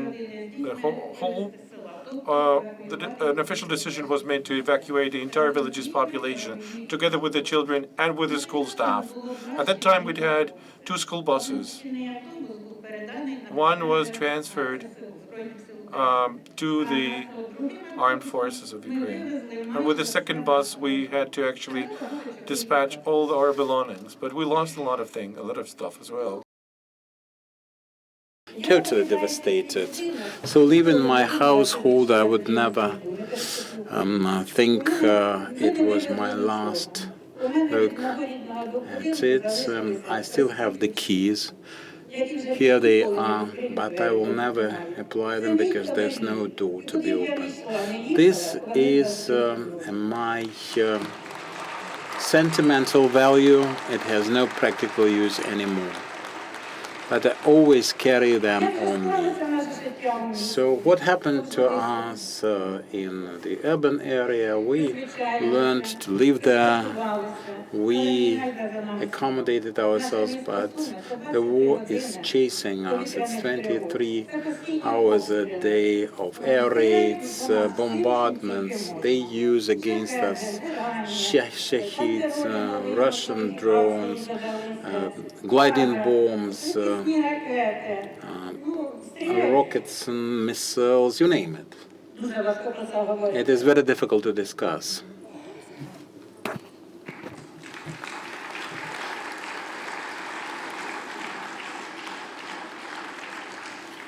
But we do not sit on our hands, and very often I'm asked this, you're a teacher, all right, have you any memories you cherish of your work? Teachers would understand that we have very touching moments every day now. But let me share this with you. My pupils of the fourth form, we were discussing motherland, your native country, and children came to the conclusion that it all starts with your own home, your parents' home. And I showed to the children a short video about our village, the way it used to be. And they were watching, they were talking to each other, pointing at the former homes and the facilities they had around, the playgrounds. And at the end, we had the video of our erased village, and they all started crying. Children started, and adults also cried. I started crying myself, and they tried to comfort me and said, we will grow up, come back, rebuild, build back better, as the saying goes.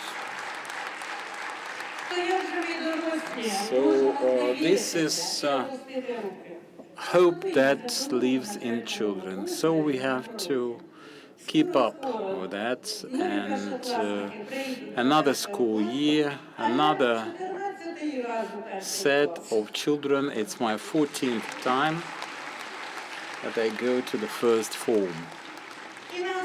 And closing, I would like to say, the show must go on. We should not get desperate. Long live Ukraine.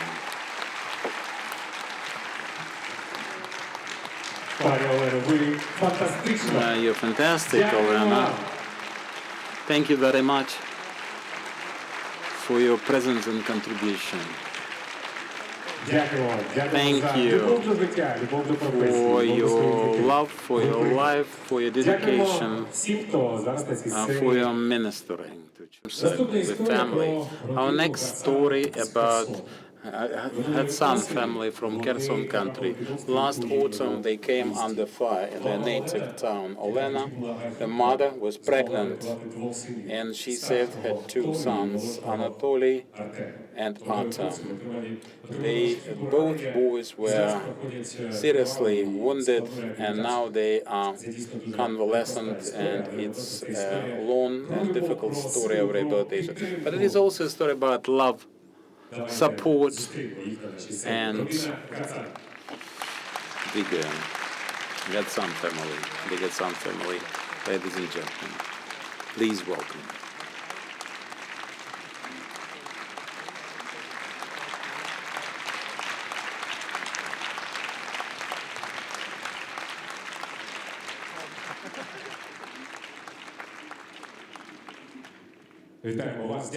We would like to greet you and thank you heartily for joining us. Have a happy Independence Day, all of you. Olena, I understand that it's very difficult to come back in the memories of that day, but this is a story to be told. How did it happen? I remember the time when it happened. It was 10 to 10 in the morning. We were leaving our household in our car, and there was that explosion. We could just hear the sound and the cry of Anatoly. He cried for me. He was on the ground wounded, and I could see our car on fire. It was prone to exploding, and Artem had to leave the car, but he couldn't. And I tried to drag them away. I called the ambulance, the first responders, and both children I managed to drag away from the crate, but Everything was blocked. I went to the garage and with a fire extinguisher, I fought the fire. The ambulance was very quick. Within 10 minutes, we were on board, and a second later, there was another explosion. That was the car. And when we reached the children's hospital, and the children had been administered, I noticed my own injuries, and we are very thankful to the doctors for their support. And I was 7 weeks pregnant, and I wanted to save the child.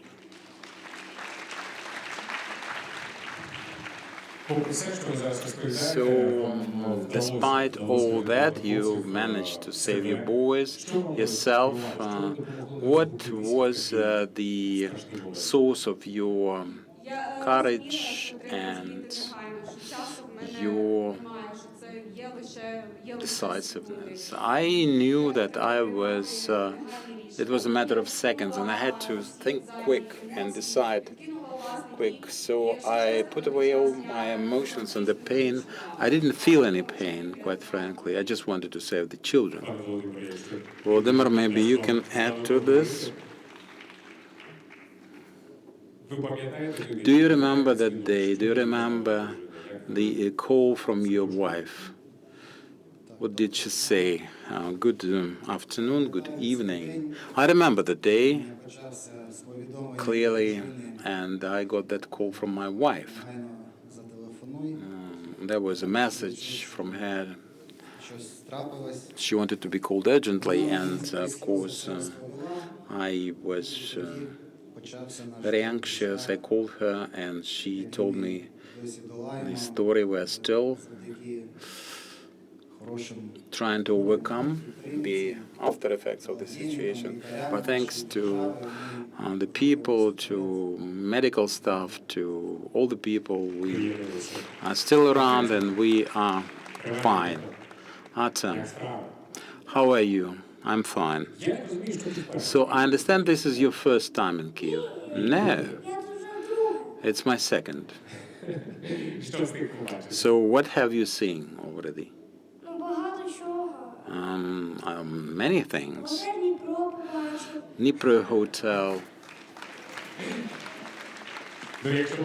So you've seen Dnipro Hotel, perhaps the European Square, the Dynamo Stadium. It's around the corner, practically. I had a sightseeing tour, and what did you see?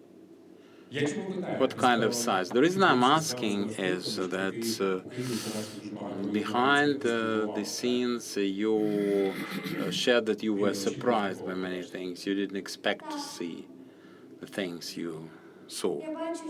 Yes, indeed. Over the old town and the new Kyiv, and now I've seen the Sophia Cathedral, St. Sophia Cathedral. And what do you like to do?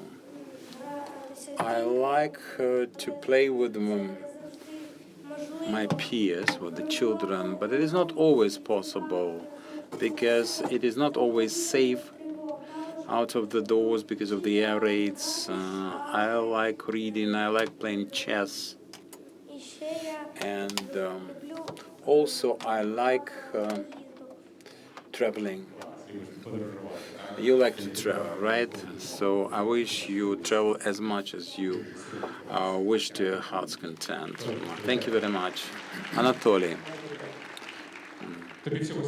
you're 17, right?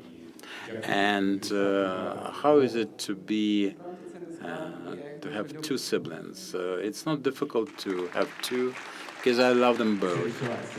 I can feel that and see that in your eyes. I could see you helping your parents around, and this is precious. What do you like? I like playing musical instruments. I like cooking, especially desserts.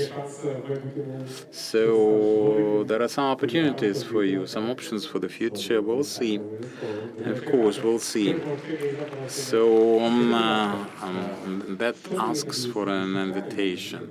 So what, after having seen what you have seen, how do you make sure that the life is still worth it? So, well, we meet lots of interesting people. There are new hobbies, new areas of interest, new interesting places. Olena, can you introduce your third son now? It's Demid. He's 3 months old. Yeah, that's right. And there is a special story about him. There is a reason for him to be called Demid. Demid was called after the doctor who had him, Artem, in the intensive care. And he was then helping Anatoly. And that doctor was always there, had been always there for us for some time. And he also was very positive in his attitude. He made, the first time after the disaster, he made my children smile.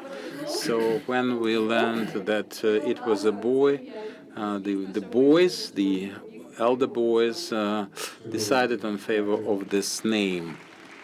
It's a great choice. So how do you master the energy and force? It's all about my children's successes, my craving for victory, our craving for victory, because we have to follow suit of our soldiers at the front line.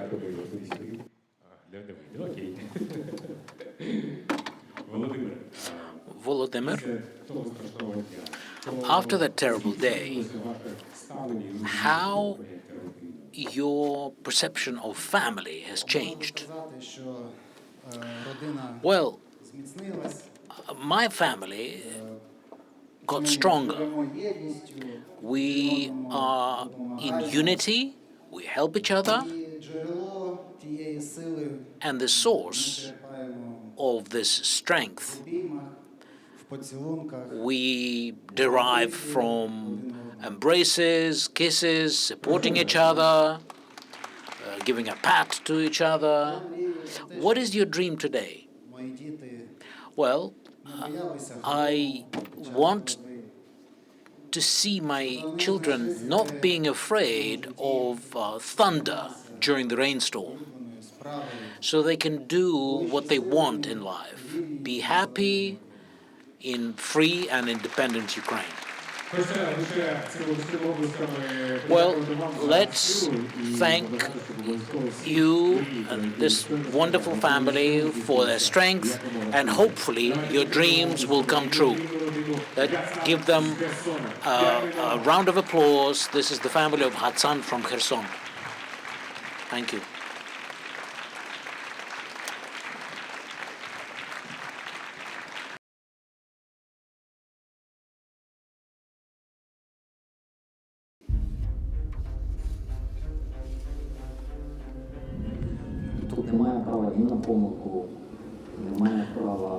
There's no right for a mistake. Say that you're tired, or I won't go there, or I can't do that.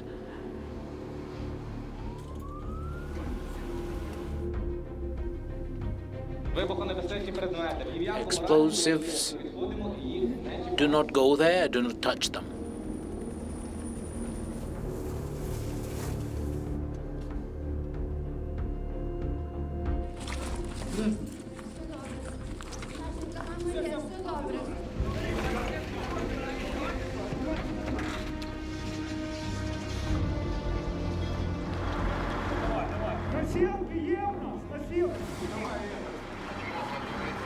Do we have stretchers?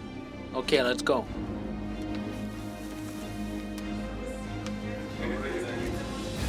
Hello.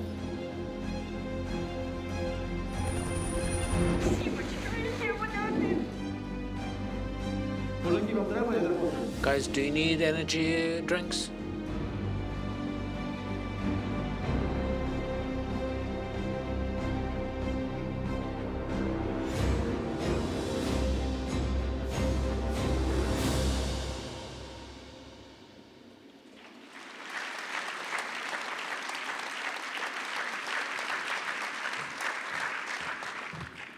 Добрий день. Мене звати Юлія. Hello, I'm Yulia Sidorenko. I'm a psychologist of the State Service of Ukraine for Emergencies. Працюю у Запоріжжі. I live in Zaporizhia, but for a certain time I worked in Enerhodar, currently occupied, З самого дитинства which is the seat of the largest nuclear power plant in Europe, Zaporizhia NPP. I joined the National University of Civil Protection of Ukraine, and in 2021 I was sent to Enerhodar, where I started my career. But I met new colleagues, and in March 2022, Enerhodar was occupied by Russians. I stayed on for another 3 months, and when I thought of moving to controlled territory, I've always thought, what if our people need my help? I can't leave them behind. одного дня So one day, Russian military came to our unit. They broke into my boss's office. I was next door and was able to hide under the bathtub. They entered the room several times, but they never noticed me. One of those took my documents and said, "Oh, this is young, born in 1999. They kidnapped my boss and took my personal things and documents, which meant I could never go to the controlled territory.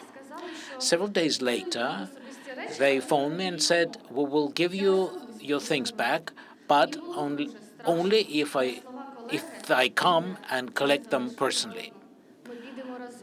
But my friend Yulia said, "We'll go together."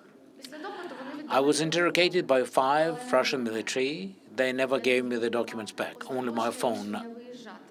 And that's when I make a decision to leave. Later on, a stranger helped me to leave.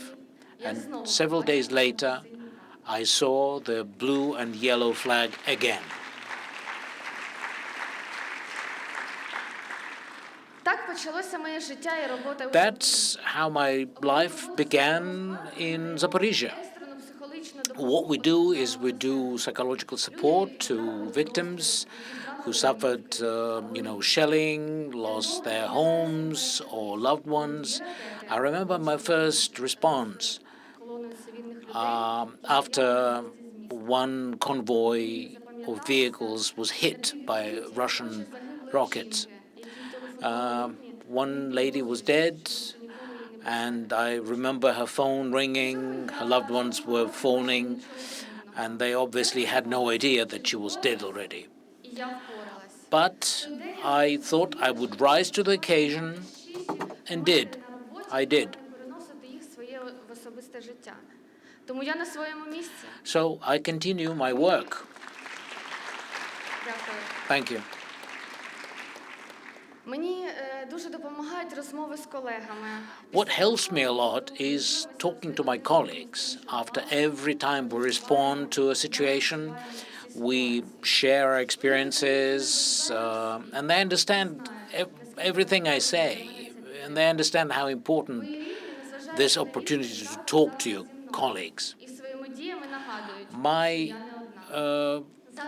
family members are now with the armed forces of Ukraine, but often I think that, they help me so much. I almost think they're also part of the rescue service, В нашій роботі я працюю з людьми, яких зовсім не Um, знаю. I often work with people whom I never met before. And often what happens is I respond to a building that was ruined. One person Психолог ніколи не is dead, lost everything, Я поруч. but another person we were lucky to rescue. And people often say that my listening to them or simply being next to the person after that trauma is very helpful. Oftentimes, we think that the biggest support comes from the people we know.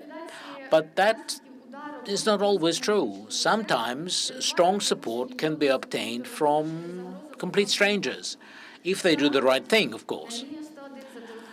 And we have 101 number, and we got a phone call from a girl who was trapped in a building for 7 hours.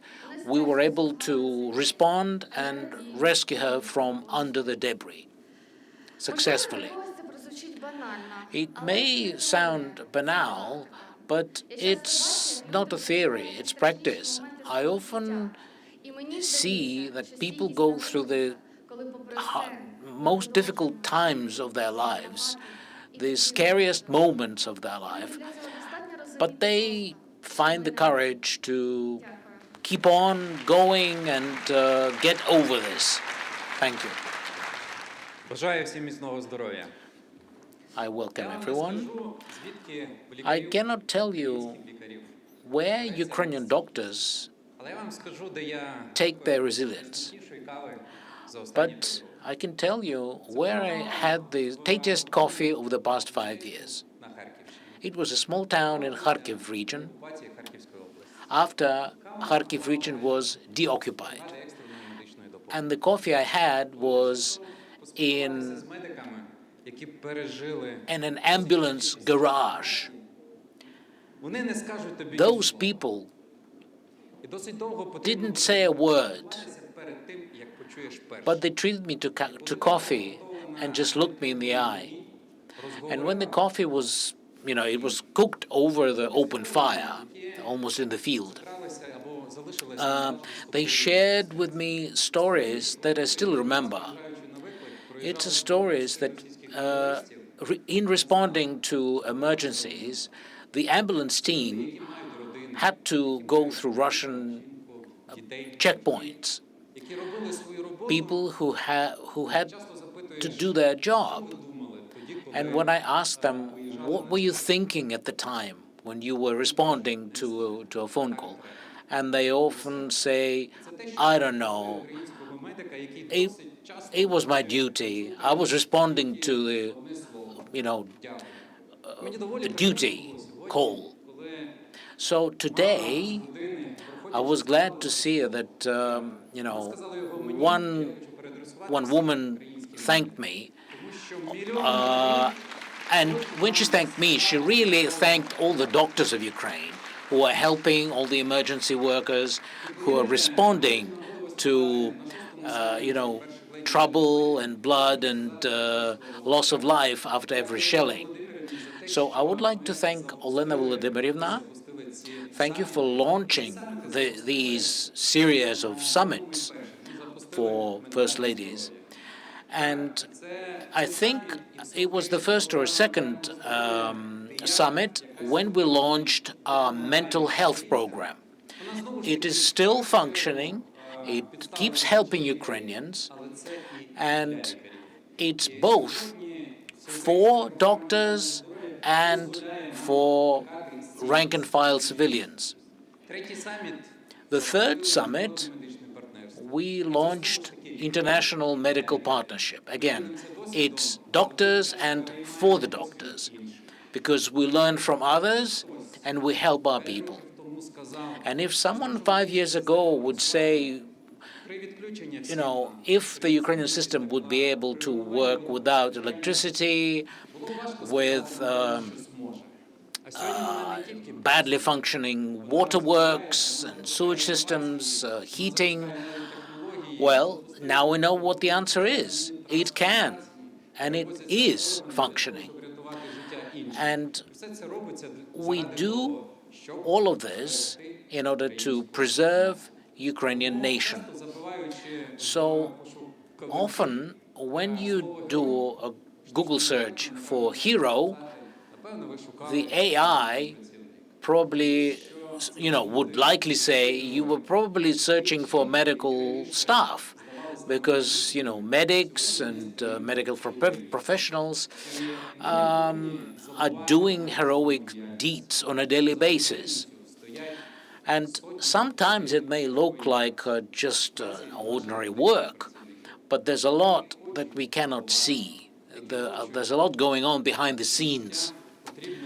And the society wants to thank the doctors.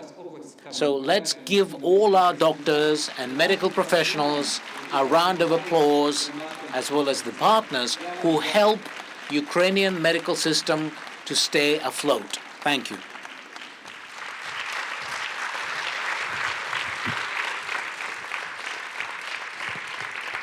Я не мав би тут стояти. Це місце I shouldn't be standing here. This spot belongs to someone else. For someone who spent 180 days at a frontline position and just returned. For someone who's constantly in combat. Someone who has given more to this war than I have. Because what can I tell you? I'm a lucky one. I'm a lucky one because I've lived to be 46. Actually, I'm a writer, but when the full-scale war started, I immediately joined the army. I was 41, and I was almost certain I wouldn't live to see 42. But I have. Once during an assault in the Donetsk region, we were racing in our armored Cossack vehicle into a town with fighting, and David spotted an edge of a mine ahead. It was rare to spot a mine, especially moving at a speed, but we managed to stop. It was an entire mine barrier made up of several anti-tank mines, but the two other barriers, we've already passed them. Just our wheels simply rolled between the mines, and I was lucky one. We both were lucky because we never were wounded. And once I stepped on a well shaft covered by a piece of slate and fell through, and the doctor who examined me said he couldn't imagine how I didn't break my neck back then. I was lucky. Back then, I tore the ligaments in my knee and missed an assault. Our guys were under fire, and one of them is next to Grace. It's a mystery that how he stayed alive, but he did. He now looks as a pirate, and he's dating a girl. He's a lucky one. I was lucky to join the Marines before the full-scale war began. I'm very proud of that. I became a real Marine with the kind of training you see in movies. And in 2021, I ran my best 10 kilometers in 40 minutes only. But I set my biggest record at age 22 during the war already, when I was just able to walk. Before that, the doctors said I'd be always on a wheelchair, but I was lying in the hospital and picking out new sneakers for myself. By the way, here they are. I got lucky. I was held captive for only 17 days. I didn't feel a thing when I was tortured. I had so many wounds that it was virtually impossible to feel anything else. Sometimes doctors would come to see me, but since they didn't have any surgeons, they were just patting me on the shoulder saying, hang there. No one knew where I was or if I was alive. Russian TV crew came to the hospital where I was treated. They wanted to film a prisoner who looked really bad to show what awaits all the other Ukrainians. I was lucky because I was the one who looked the worst. That's how my family and friends discovered where I was and that I was alive, and they started working on my release. Sometimes they make jokes that I'm the face of Russian captivity because today I look better than I did before the war.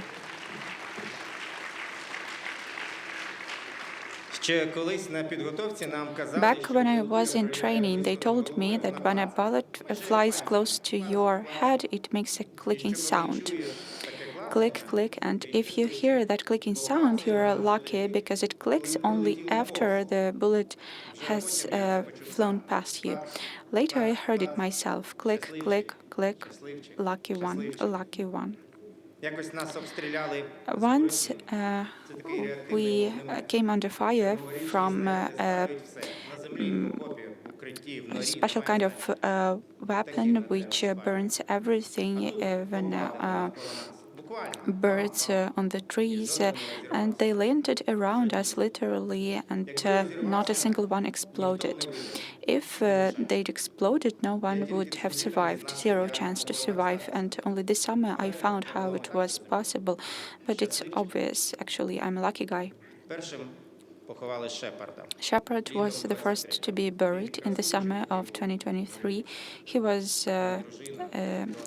very handsome, as a Hollywood celebrity. He had a wife and a little daughter.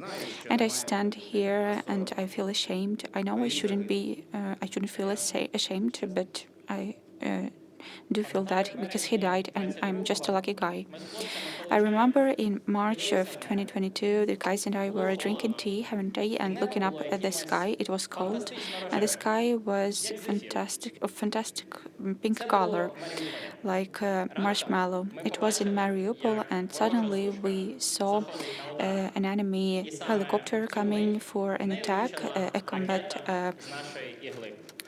helicopter, and a rocket from our system hit it. It was the most beautiful sunset of my life.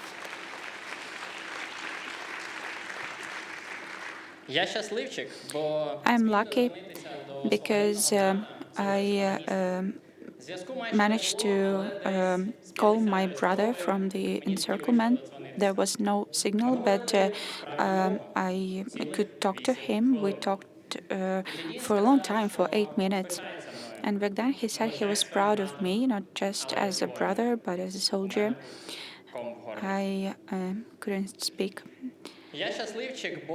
I am lucky because I survived an airstrike, even 2 of them actually. That's pretty hard to do. The weather was beautiful. When the blast wave threw me back, and it happened, everything seemed to be happening in slow motion. I had time to think, no way I'm going to die on such a beautiful day. Maybe that's why I didn't die.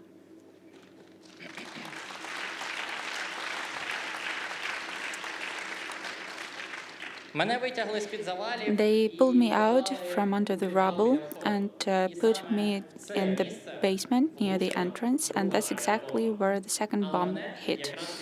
But I was dragged from there anyway, just a couple of minutes before. It was a lucky day. I'm currently serving in Kyiv, and my neighborhood is considered safe. Explosions have blown out my windows only twice, and not directly in my apartment, but in the building in general, so that's why I'm telling you I'm a lucky guy. Once my youngest daughter woke up my wife in the middle of the night. I have 4 kids, Lev, Nathan, Leah, and this one, the youngest, Sarah. She woke her up and said, "What if Dad's already dead and we don't know that?" I could even leave the military service because I have several kids. And sometimes I get this question, if you can leave the army, why don't you do that? So how can I explain to myself why would I leave the army if I decide so? When I went to the war, I was really afraid my wife wouldn't understand me because we have 4 kids and I was leaving her on her own. And after all, I had to protect the 4 of them. And you know what she said? If you hadn't gone, I would have gone. And just tell me I'm not a lucky guy now. Of course I am a lucky guy.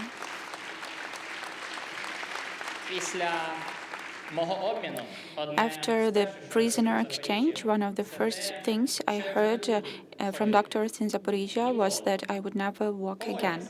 Never. It's not something you want to hear at 25. Now I have 2 titanium rods in my pelvis, which help me stand. There is also a titanium plate in my jaw, and I can only see the world with one eye. Despite all of this, I still smile and I love my life.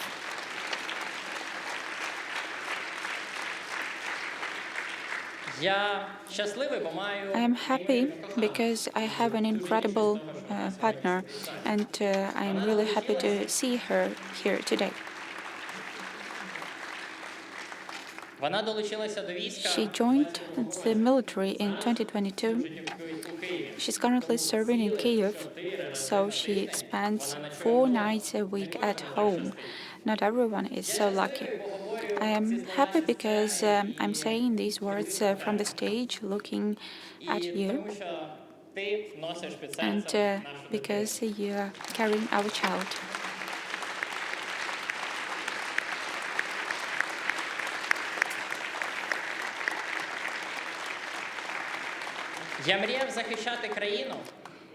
I dreamed of defending my country. I made that dream come true. I also dreamed of learning to walk. I make that dream come true too.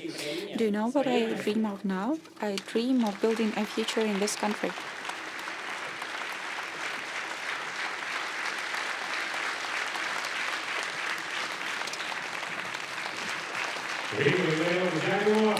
Thank you. Please, Ilarion, a round of applause for you. Thank you. Thank you. We could observe the whole mosaic of experiences of different Ukrainians who do what they have to do wherever they are, and they do their job sincerely and with love. Thanks to every participant of this conversation, all the combat veterans, men and women, all the servicemen of the armed forces of Ukraine. Thank you. Glory to Ukraine.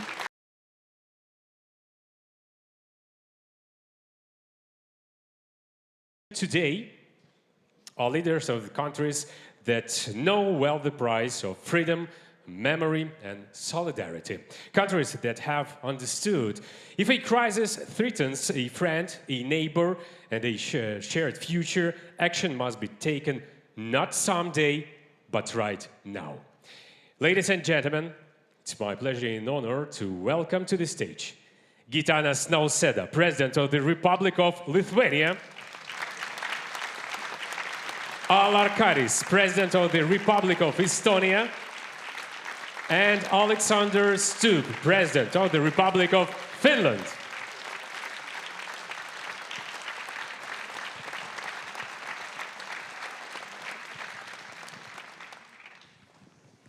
Welcome. Welcome to Kyiv, welcome to Summit. Thank you for being with us this day. It's really priceless for all of us. Once again, your applause, please. Oh, you don't have... I have another one in my pocket. Thank you. So, Mr. Gitanas, let's start with you. Stay together today is not just about statements or diplomatic gestures. Stay together means seeing the threat honestly, preparing for it in advance, and acting before it's too late. In the global vocabulary of resilience, Lithuania's experience is tied to the phenomenon of Šauliai. Am I right in pronunciation? Yeah. That is civic readiness, as we know, and people's ability to take part in defending their country. What does this kind of readiness mean today for not only Lithuanians, but for the whole world?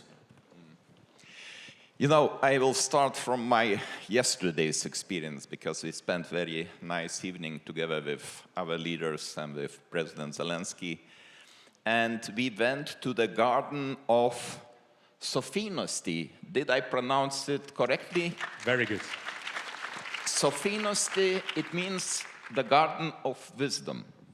And we were told that the wisdom has to do with resilience. If you are wise, you are resilient. And I would apply this philosophy to the people, to the institutions, and to the state.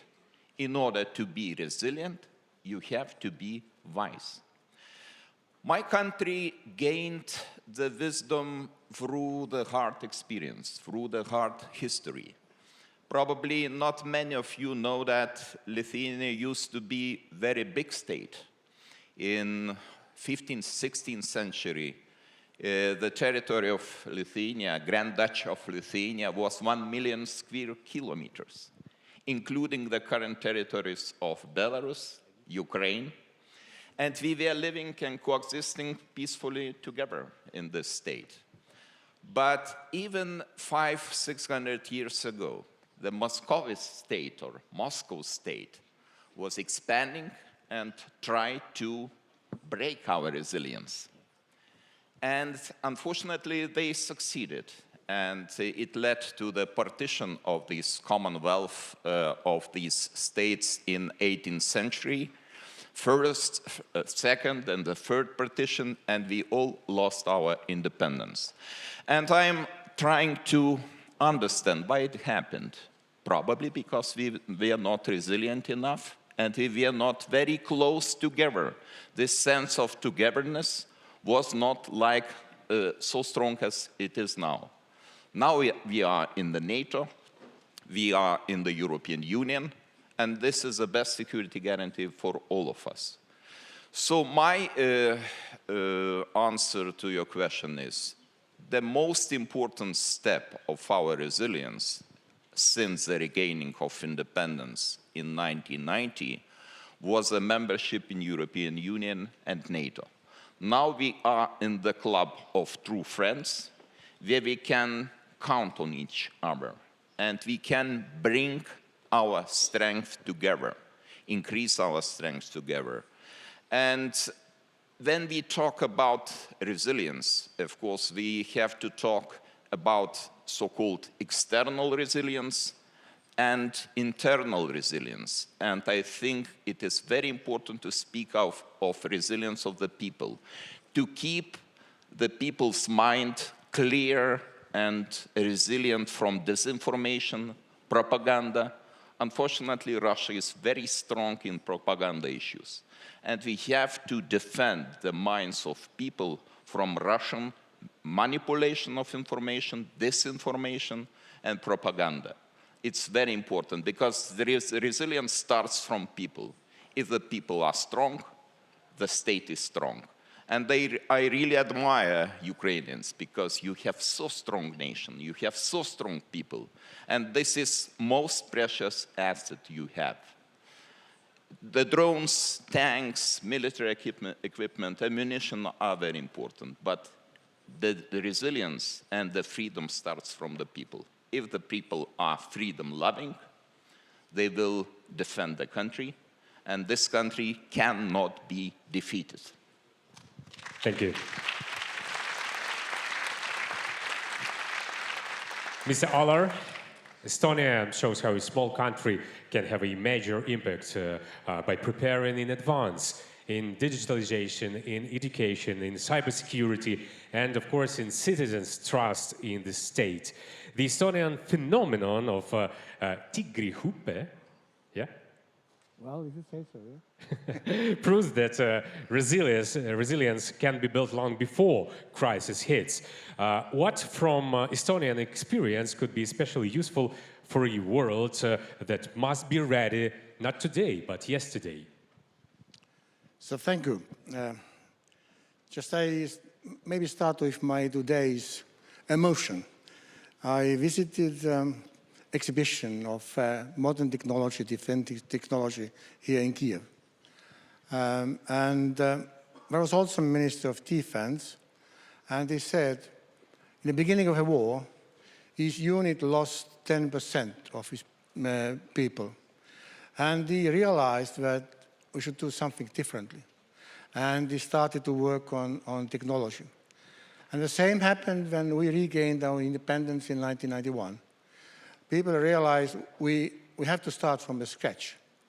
And we started to digitalize our country, to do something completely different.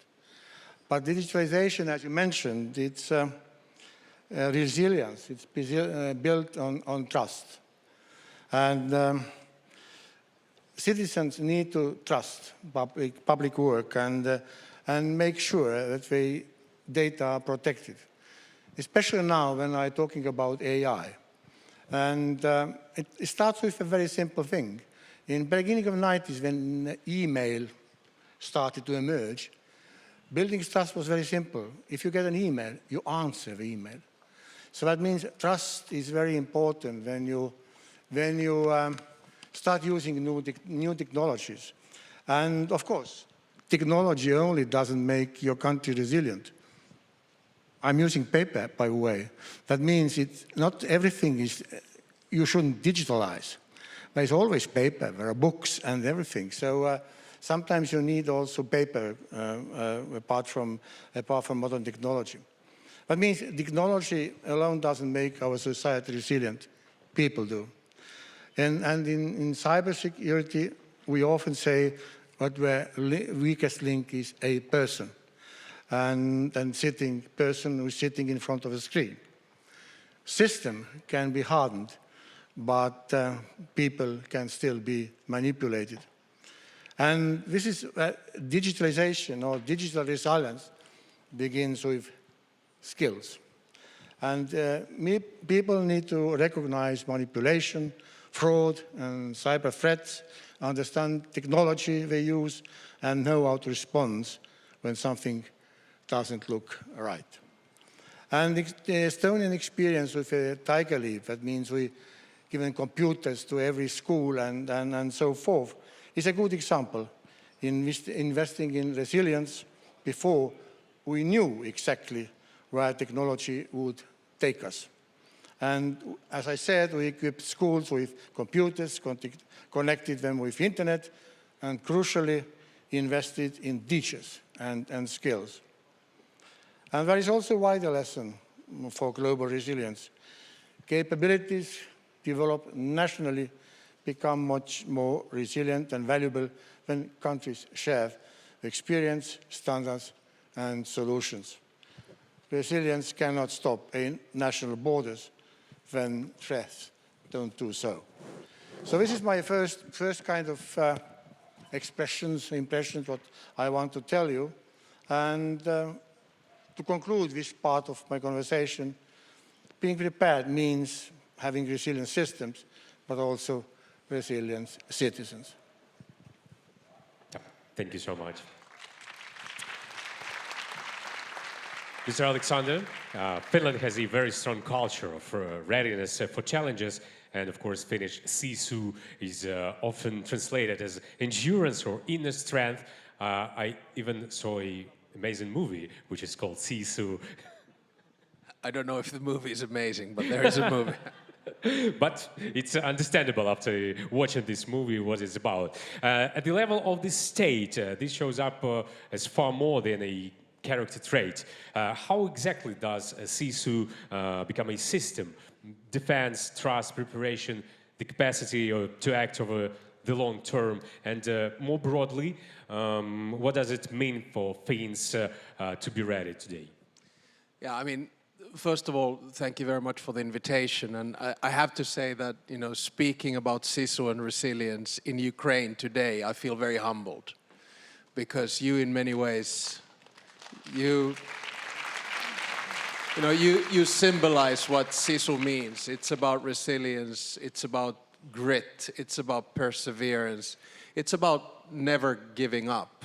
And I'm also a little bit reluctant because I think my wife spoke about the same subject here, so I'm speaking under her authority while I express myself. And I think SISU is, in many ways, is what binds Ukraine and Finland together.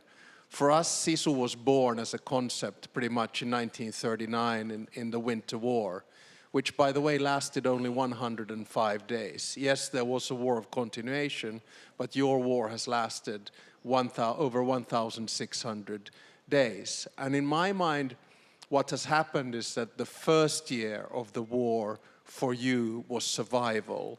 The next 3 years have been about resilience. And now, fortunately, it's about numbers.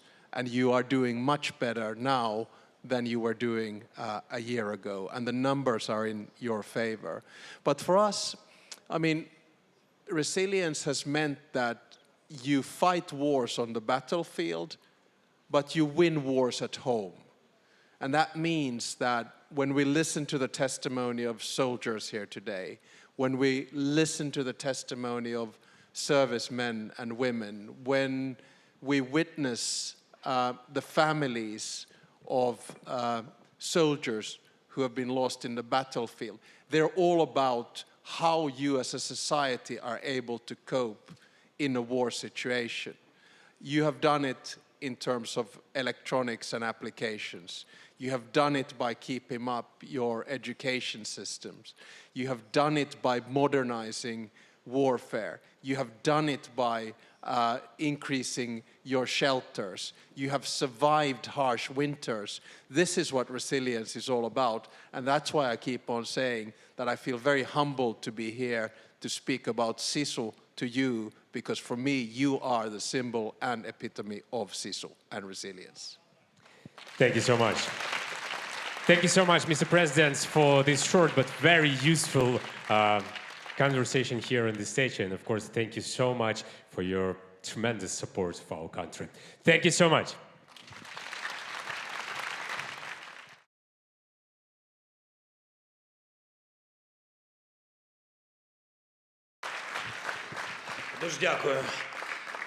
Thank you so much. Glory to Ukraine. Glad to see you all. Yulia, Madam Prime Minister, hi.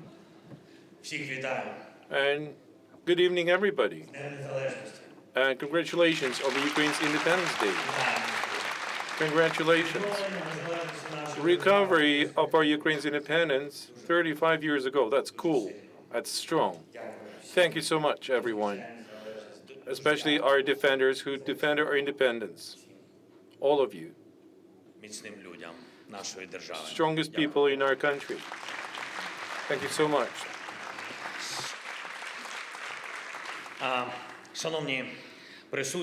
Esteemed participants, ladies and gentlemen, dear Olena, see, the text says that I need to, first, of course, greet you first, but it is what it is. Dear guests, First Ladies and gentlemen, dear guests, all the present, Mr. President of Lithuania, esteemed President of Estonia, President of Finland, ladies and gentlemen, thank you that at this very special moment, on this very special day, a very important day actually, maybe the most important one, the day of our independence recovery. 35 years since we restored Ukraine's independence, we are now together and you are with us. Thank you so much. Thanks for fruitful work, important dialogue, great exchange of experience. This has been a conversation not about survival, but about something deeper, how to save lives, dignity, internal strength, external unity, however under pressure, but we still cherish things that we call all together as resilience. And that's the topic of this year's summit. Every nation, every country has own experiences of hurdles, challenges, and their own examples of resilience. I want to thank our guests for your stories about this. At the same time, we are now having unique experience in this context, in the context of Ukraine's resilience of the Ukrainians, our people. This resilience has to be tempered. For 12 years now, Russia has been trying to break Ukrainians down. 1,633 days into the war. Resilience has the face. This is the face of the service member who holds the line. This is a child who does homework under a torch. This is a doctor who uses electricity powered by the power generator. This is a mother who is awaiting a message from her son or daughter. This is an electrician who has to fix the power grid under 20 degrees below zero. This is our whole nation that fights back constant Russia's strikes and has to recover afterwards.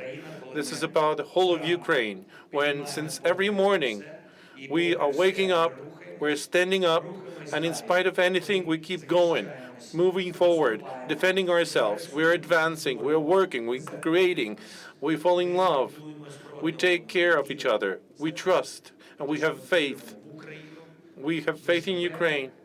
We live, we fight for our peace. Ukraine's resilience is not what one understands as to be patient. It's not about ourselves. Patience is a passive thing. Our resilience is about action, even when there are circumstances that are against you.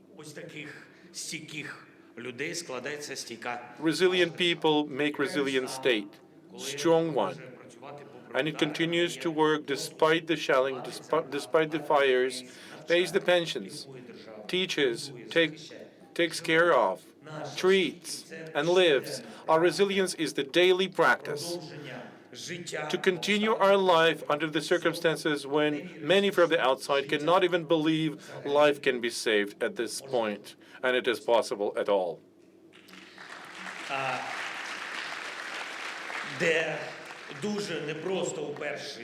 On the first day, it was really challenging. It was even worse on the 1000th day, and it's quite challenging when we have to witness 1,600 plus days, and we need to stand, hold the line, and keep the enemy away. We need to fight for our peace, and when you realize that the first day into the peace is going to be key, probably for our entire nation and our history, how the day is going to look like, that's exactly how the other days will. We are working together, we are working hard and trying to do everything possible. And we want to take care of it so that this day one into the peace would be ours, that that's a day of dignity and happiness for our nation, for our people, great for our state. This can only be achieved by retaining this togetherness. Togetherness is the real sense behind the concept of resilience. However strong each individual is, there is always a risk to be defeated alone. Our experience is the experience of unity, capacity building, and joining the efforts into the whole Ukrainian power. This is an example of millions of collected funding for the needs of the armed forces. If everyone tries to donate even a small amount of money. Another example is chats.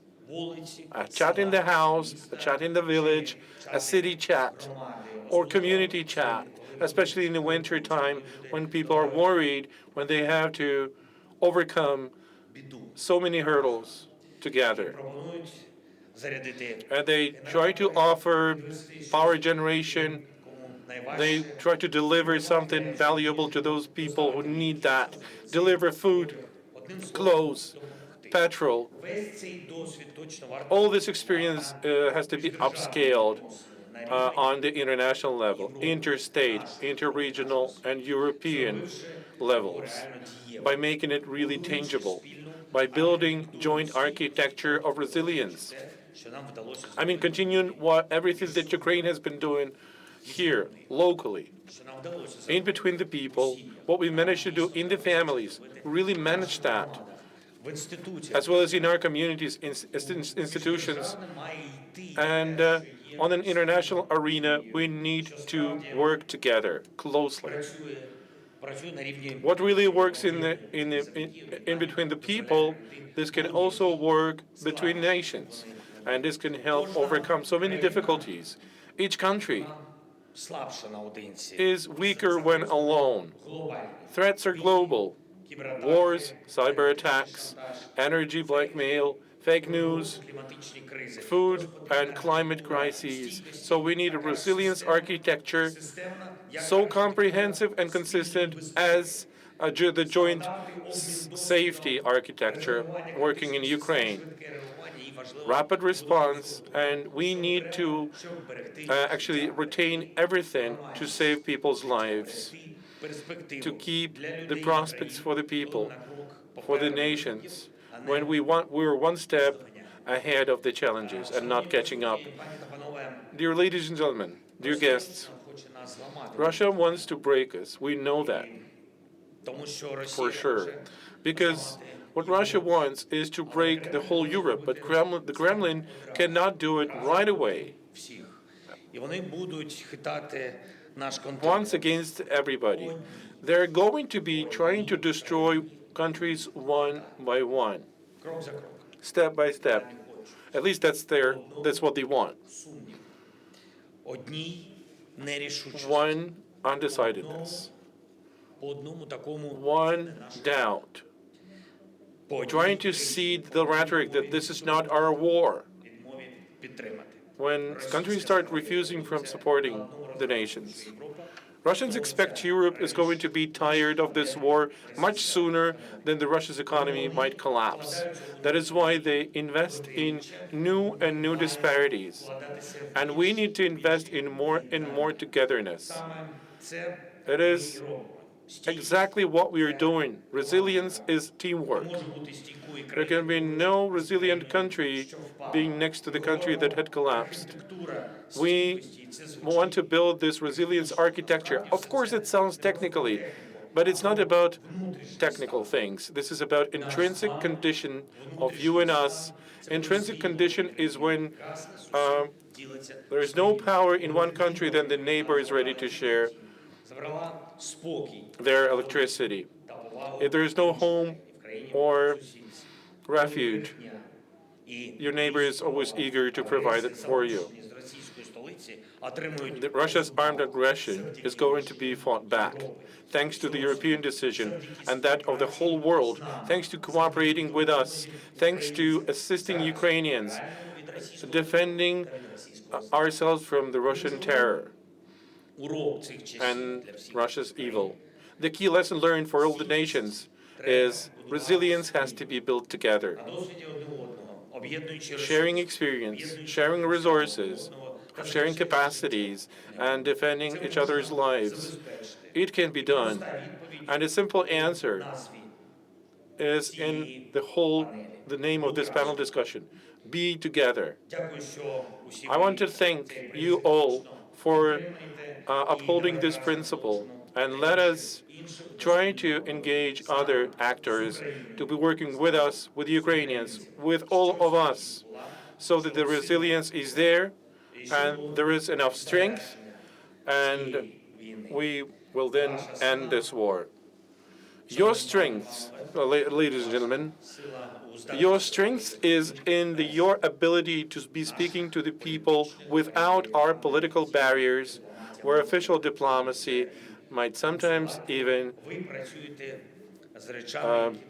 be insufficient. You're working with those things together. You're working with education, healthcare, children, good childhood policies. You've been working with families, with culture, and nations. And this is a great foundation just for you to understand each other, for us to understand each other, and seeing each other in each other's eyes. And today's summit, your summit of the First Ladies and Gentlemen, is another proof that humanitarian diplomacy, it's not an annex to big politics. It's one of its pillars. And let this pillar, our pillar, be strong and always resilient, so that resilient we are, so that our nation, Ukraine, is strong in our togetherness with you. Thank you so much once again, everybody, and thank you, Olena, my wife. And we want to thank everyone who have been helping us here. Glory to Ukraine.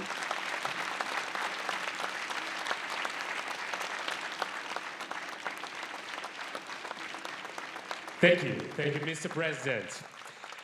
And once again, thank you to all our distinguished guests. Thank you to the First Ladies and gentlemen. Thank you, dear friends. Today here, within the walls of St. Sophia, we have spoken of a world in which uncertainty has become a shared experience. And throughout the day, step by step, chapter by chapter, we have sought to identify what our pillars of support might be. We have opened the global vocabulary of resilience and seen that there is no single answer.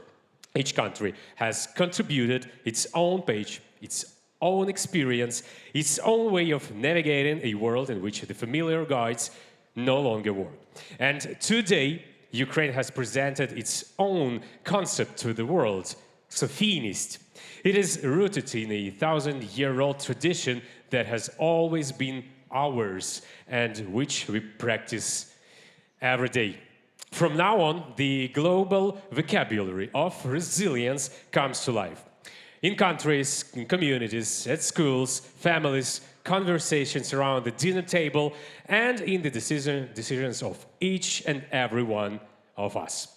Thank you once again for joining us at the 6th Summit of First Ladies and Gentlemen. And, of course, we would like to thank our defense and security forces again and again for defending our freedom and our sovereignty. Thank you. Happy Independence Day, Ukraine! See you next year! Slava Ukraini!